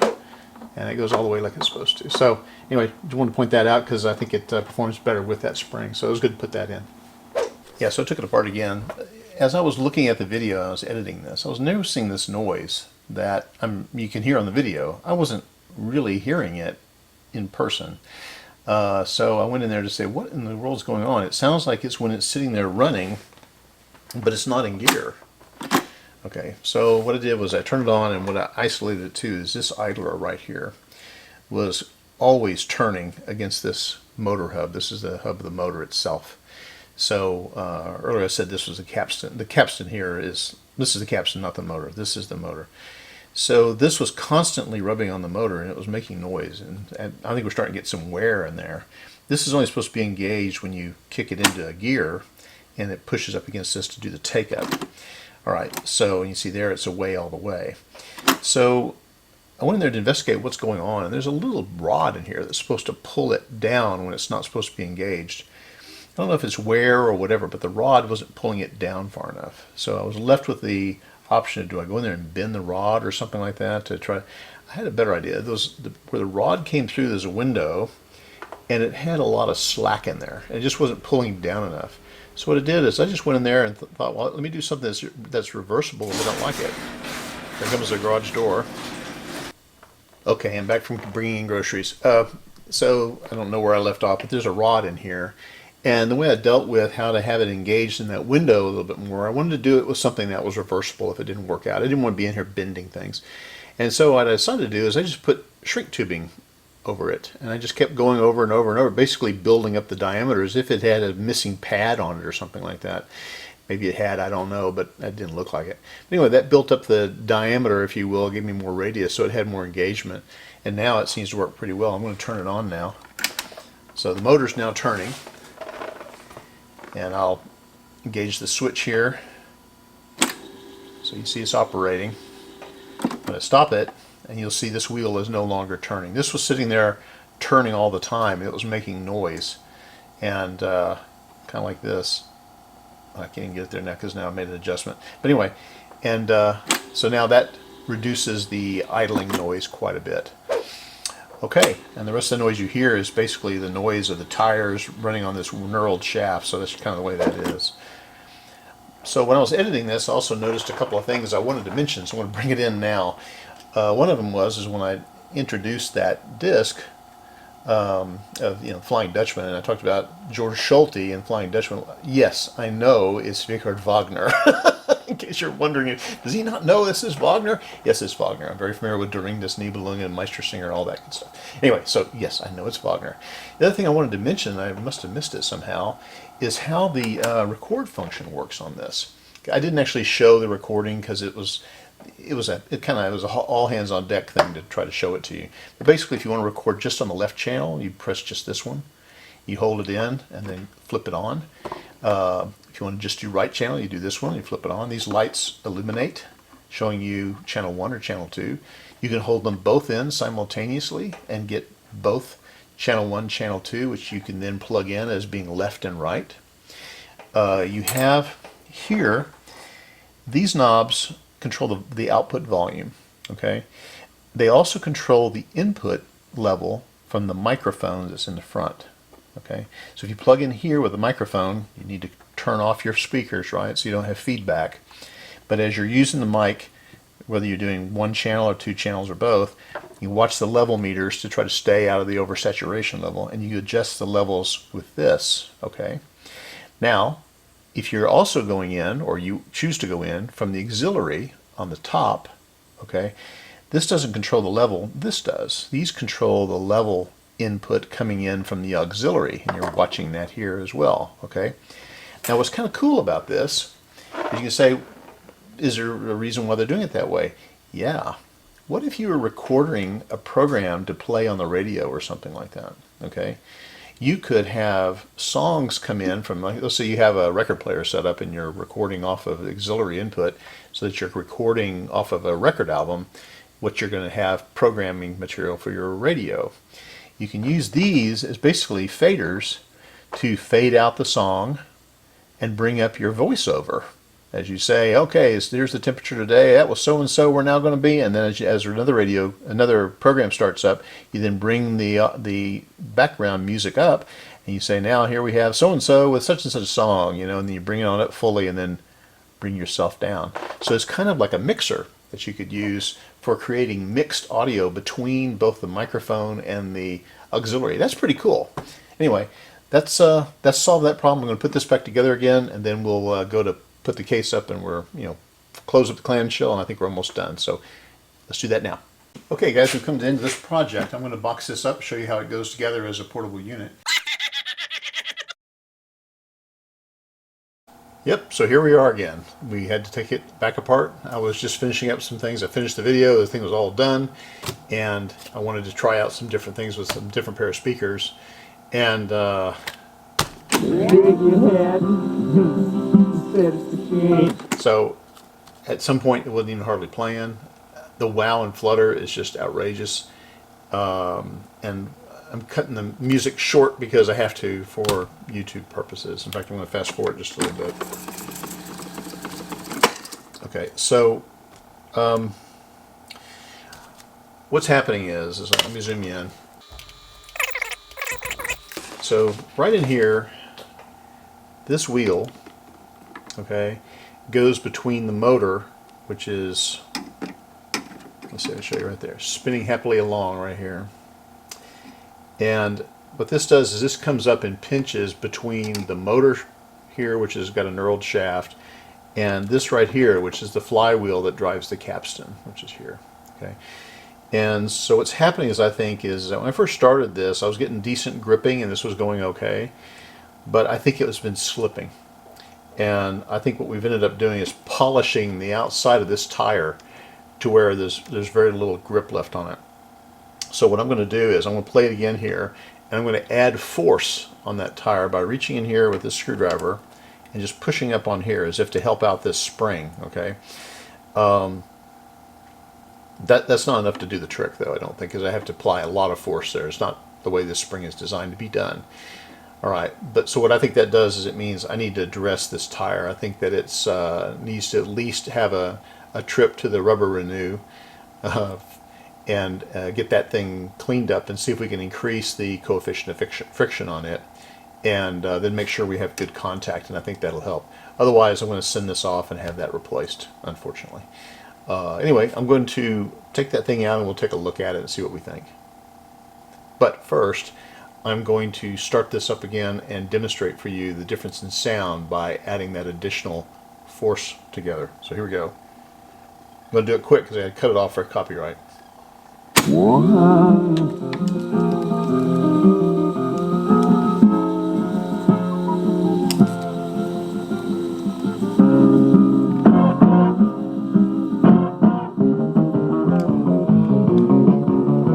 So you can hear the difference. And so the friction is very important. Now, friction as a force is a combination of coefficient of friction of the surfaces and the force that's acting directly down perpendicular to the surface, or as we say, normal to the surface. So we have a load going down normal to the surface, and then you have a coefficient of friction. Let's look at this, like a tire on a road. That looks like one right there. Okay, so you look at the coefficient of friction between the rubber and the road, and the weight going down, and the multiplied by the coefficient of friction of the contact patch, okay, gives you the friction necessary to push the car forward. The size of the contact patch makes a difference because of the physical strength of the rubber. Because otherwise dragsters would have, I mean, why don't they have bicycle wheels in the back? Because they need that contact patch, because otherwise all you're doing is leaving rubber peeled off of your tires, which they do anyway. But anyway, that's why you do it. So what we're doing is we're looking at how to improve the coefficient of friction, not trying to do it by just increasing the normal load, because that's not the way that's designed to be done. So if we get the coefficient of friction back up by renewing the rubber contact, then we should have enough load here to get that to engage. And like I say, if not, if I can't renew this well enough, then we'll have to send this off and have this redone. There's a couple places you can do that. Anyway, I'm going to take this thing off and we'll inspect it and see what it looks like. Okay, we got to remove a snap ring and a couple of washers in here. I'm going to shove a towel in here so if I drop something, it doesn't fall down into the meat grinder, right? As my dad used to say.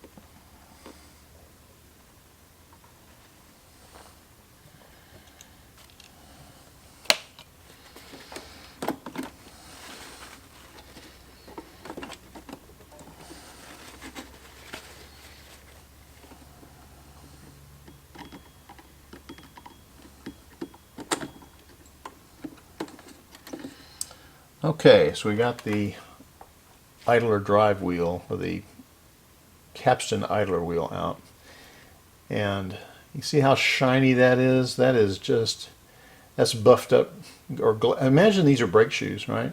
Or your clutch is glazed over. So I just think that what we've got is a big reduction of coefficient of friction on that. I don't know how well you can see that. I don't know if it matters. You can kind of visualize what I'm talking about here. See that? So I'm going to get the rubber renew out, and we will see if we can do something about that. It'll take a while for the renew to evaporate and so forth, so it'll be a while before I can figure out how that affected it. You'll know right away, but we'll find out soon. That's the back side, and that's the side with a little oil-soaked felt washer in there to keep the I've had this off already, and I've already tried lubricating that shaft that's in there. That wasn't the problem. I cleaned it and lubricated. That wasn't the deal. I checked out all this little flippy mechanism, make sure that was all lubricated, trying to fix it. And I got to the point where now I know that's what I need to do is now try to do the rubber renew. We'll see what we can get on this.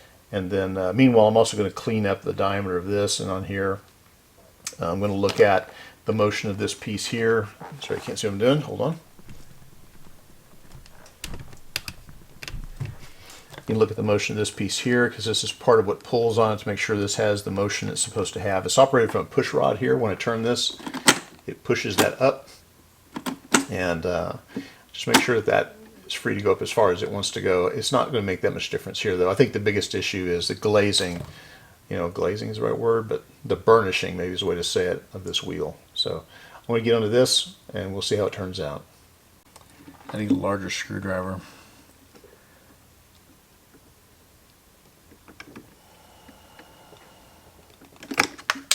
Good thing I had that right there. Did you see it roll right out? Yes, you did. Okay, here we go. Didn't go into the meat grinder. All right, good. Okay, this is under some spring loading. Let's see what happens. Anything? Not too bad. Everybody stay where you're supposed to stay. Paper washer comes off. Okay, now this wheel should be... I don't know if I have to remove this. I might have to. Come on. Okay, I gotta take that off. Hold on.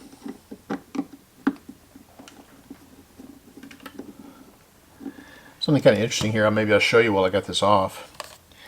These wheels have a kind of a combination surface. This is one surface, and then there's another wheel back here that's got like a felt washer on it. This acts like a clutch, and what it does is that in one mode, when this is in take-up mode, you'll see this wheel comes up and it rubs on this. This is only allowed to move as much as the tape will allow it to move. The mismatch is covered by the slipping on this bit of felt. But you may have noticed that when I go into fast forward, I don't know if you can see it down here. Hold on, back up a minute. Wrong way, of course. When I go into fast forward, you see this thing tip a little bit? And you wonder what's going on with that, because you go like this and nothing happens. Well, when this is turning, when that tips like that, it makes this wheel pop out to this diameter, and then it's no longer rubbing on this, and it rubs directly on this surface, which then drives the fast forward. So the fast forward does not go through the clutch. It's really very clever how that works. I was wondering why that had this float on it, but when you engage it, it pops out and goes to this surface. It's really pretty neat. Okay. So this should now come out.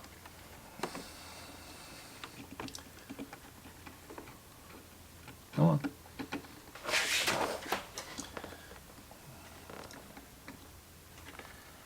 Come on. Let's see. There we go. Now, I tried to get in here and lubricate this, but it needs to be cleaned. So that's just a simple wheel. This is the shallow side. And then we've got this piece moves up and down, pushed by this spring. It feels like it wouldn't have had any resistance, but I'm going to clean this up anyway and get this re-lubed, but I'll get it clean at least. And there we go. Yeah, so once I had the rubber renew out, I went ahead and did all the wheels, took them off the unit, and you can see the difference here. You don't have the polished look anymore. It's a nice dull look. Looks like this should have a better grip on it. This one is the same basic size, except it has a wider tire. This is the one that goes on the right that shifts up and down on the shaft depending on whether you're into fast forward or not. This is the one that moves around on the capstan, well, I guess actually the motor, depending on whether you're on 3 3/4 or 7.5, and it then rides on the capstan flywheel. The wheels that go up here, one of them mounts on this floating piece here, which I removed, and I got it really cleaned up well, and I'll grease it. But its job is to float up and down on this, which it'll do very easily now, and it's operated by this push rod when it gets into place with some springs. This other one goes on a flippy thing like this. It has like a little drag thing on it that just kind of drags against the wheel whichever way it's going. It just kind of provides some resistance. Alright, I'm going to put all this back together again. We'll see how it does. Okay, so I got it all put back together again, and I want to point out something. You know, the tension on this, the tension or the load is due to this being pushed this way, which is being pulled by the spring, which is pulled by this rod, and this rod is pulled by this traveling up this track that I took off and cleaned, right? The little disc moved up and down. So it's operated from this shaft, this rod, and if I turn it, it pushes up. Now this rod has got a little bit of a bend in it. I've looked at pictures of other things that all have a little bit of a bend there. And I thought, well, that's interesting. And you know, as you probably will really well know, is that a long thin rod like this with enough load will buckle, right? It'll bend, right? I'm just going to do this. It'll bend like that, right? It's column buckling, right? And you can support a column in here, and it'll move that far, and then it'll support a lot more load because then the buckling is from here to here. So then you have an S shape, and that'll handle a lot more load before that happens. Anyway, I said all that to say, I was wondering if this is moving too much, and I got to noticing that it kind of moves out a little bit. And so I was noticing, just look at it as I'm pushing this in. As I push this in, you see this moving? Okay, if I move this position, I push it in just a little bit. See it move? Even shifts this a little bit, which moves it off of maybe possibly touching this and dragging. So I got to wondering, is this maybe sticking out too far? And then is the cover that goes on here, is this rubbing on that? Well, I took this off and I turned it around. What do you know about that? This is put on here because yes, it rubs there, and they know it rubs on there, and it moves like this, and that provides a surface for it to slide on, and it may give it a little bit of thickness, not much, to help keep it in position. So I'm going to put this back on, and then we'll see how this performs, but it's literally designed that way. Okay, let's turn this on and let it warm up. Well, it's been about 2 weeks. I don't know if you can tell in my voice. In the last video segment, my voice was starting to be weird sound. And then I got some kind of illness. I've had some kind of creeping crud for about 2 weeks. I haven't felt that bad, but I actually have not been able to speak really well. I've had a very low, croaky voice when something would come out at all. Anyway, I felt good enough to where I could maybe record the end of this so I can finish this. Okay, so it's been several weeks since I did this, but we got it all back together again. Let's just see how it does. I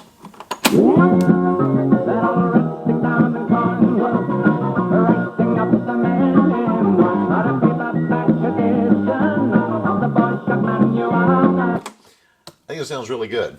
I put this back on, as I mentioned. I had that piece of tape on here. I left it like it was. I noticed that it had, when I put this back on, it was actually bowed out here just a little bit. And I figured, well, surely that was supposed to be straight across. So I just took this and, kind of used some old sheet metal technique and put it over my knee and kind of decided to, convinced it to be straight again. So it's straight across here. When I put these screws in, it's flush across here. And that may be, influencing that wheel to be up where it's supposed to be, which is improving the pull of that spring, to hold that normal load in. I'm sure we got the rubber news completely dried out and evaporated all the xylene, whatever other things they have in there that will knock you out. You have to do it outside, okay? But I think this is working really good. I'm going to get this put back together again. If that thing ever becomes a problem again, then that wheel just needs to be sent off and be retired. So what I'm going to do is I'm going to go back to the original ending of this video that I did before this problem came up, and which was recorded, I don't know, 3 weeks ago, I guess now. And in that I'm going through what kind of problems were in this. So we need to add to that list the issue with additional cleaning and lubrication in these areas, and then also going over and doing some rubber renew on that friction wheel. So I'm gonna go back and we can go back to the original ending on this and wrap it up.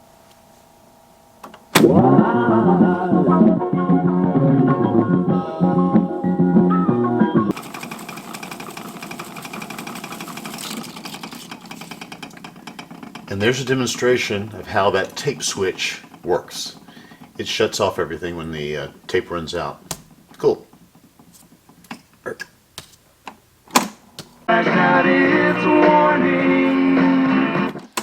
Of course, 7.5 sounds much better, and that's not surprising. So anyway, okay, so I've decided to go ahead and take out the motor. So I took those wheels back off.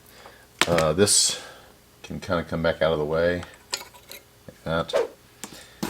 So there's one screw for the motor there, and the other one is here. It's a little spring tied to it. So on the other side, I've got a couple of leads to unsolder. Let's see what we have here.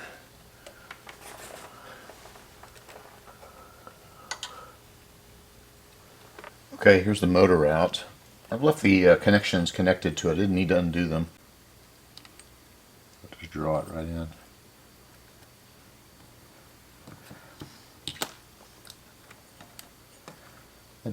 Oh, here's some oiling points right here. Hey, how about that?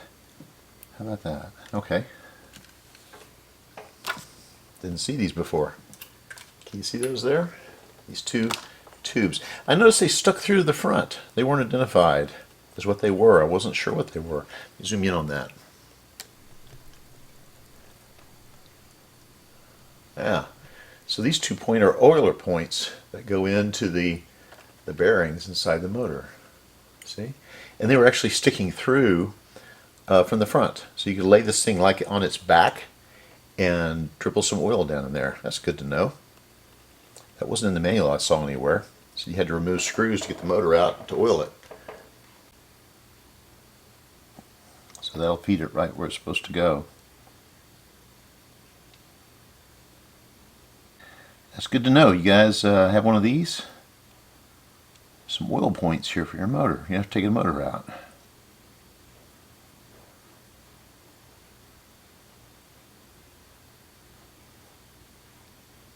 I don't want to overdo it, but I want to be able to get down the tubes. Several drops in both of them.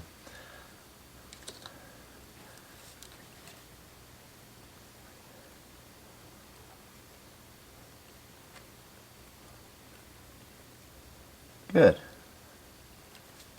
Good. That takes it right into the bearings. Nice. Yeah, so I'm going to let that set for a while so it can just run down the tubes, go into where the bearings are, and then I'll put this thing back together. Okay, all cleaned up, and back it goes.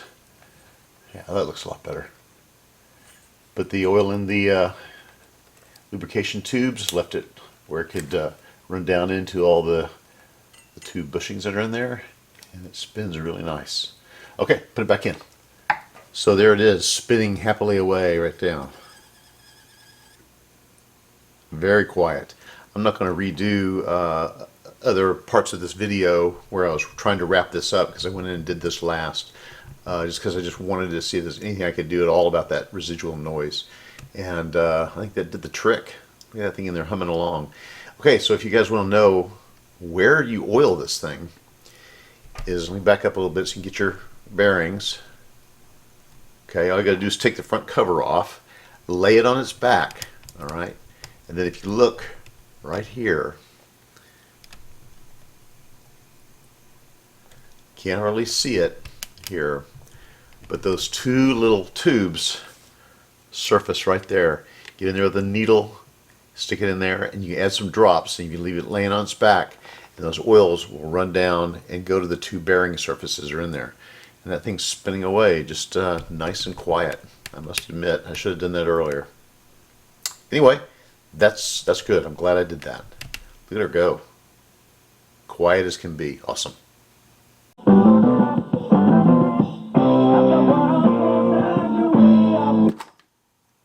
And it's totally quiet. Oiling the motor worked really well. I should have done it right off the beginning. Anyway, if I'd only known those little oiler spots were there, but now you guys know. Okay guys, we've come to the end of this project. I'm going to box this up, show you how it goes together as a portable unit. But basically what was wrong with this thing is it probably had a lot of problems with needing lubrication, taking the thing completely apart and getting in there and lubing some of the parts so everything would move easily. Somebody had been into it before. They didn't get into electronics, I don't think. But they got into the mechanism trying to figure out maybe, I don't know, but maybe what was going on with different elements. And I don't know, maybe they forgot to put this back in or it was too difficult. I don't know. But we had to replace the fast forward on here.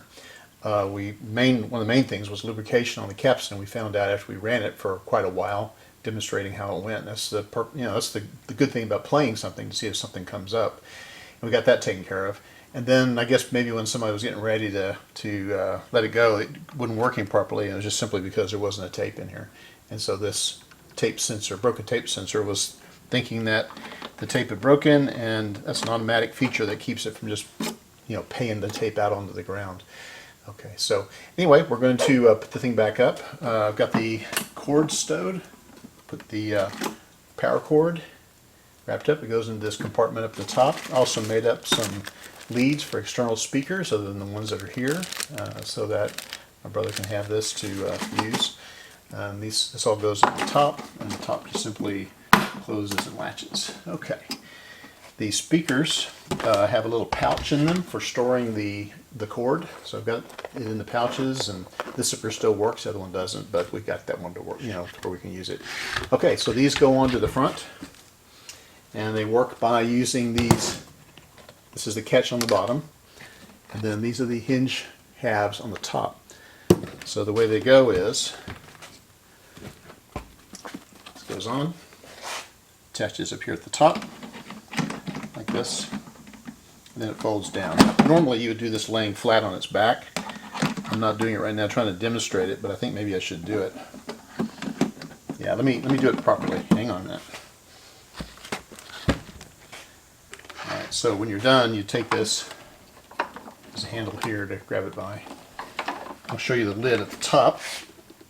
God, this is heavy. There's the lid at the top that has the cord storage. Remember, that's the way this works. So the power cord goes in there, and then I've got those adapters, and then that just holds in like that, and then you lay this thing down on its back like this. Okay, so these are the catches. We got them lubricated. If you remember, one of them didn't work. We got them to where they both work. So you take one of these,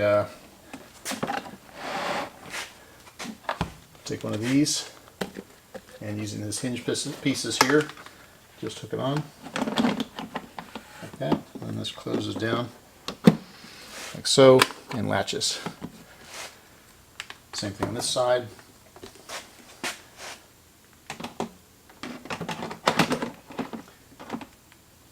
This is before Walkman, kids. You're thinking, what's a Walkman? Anyway, so that's how that thing goes. It's a nice portable unit. I believe it weighs 60 pounds. Oh, God.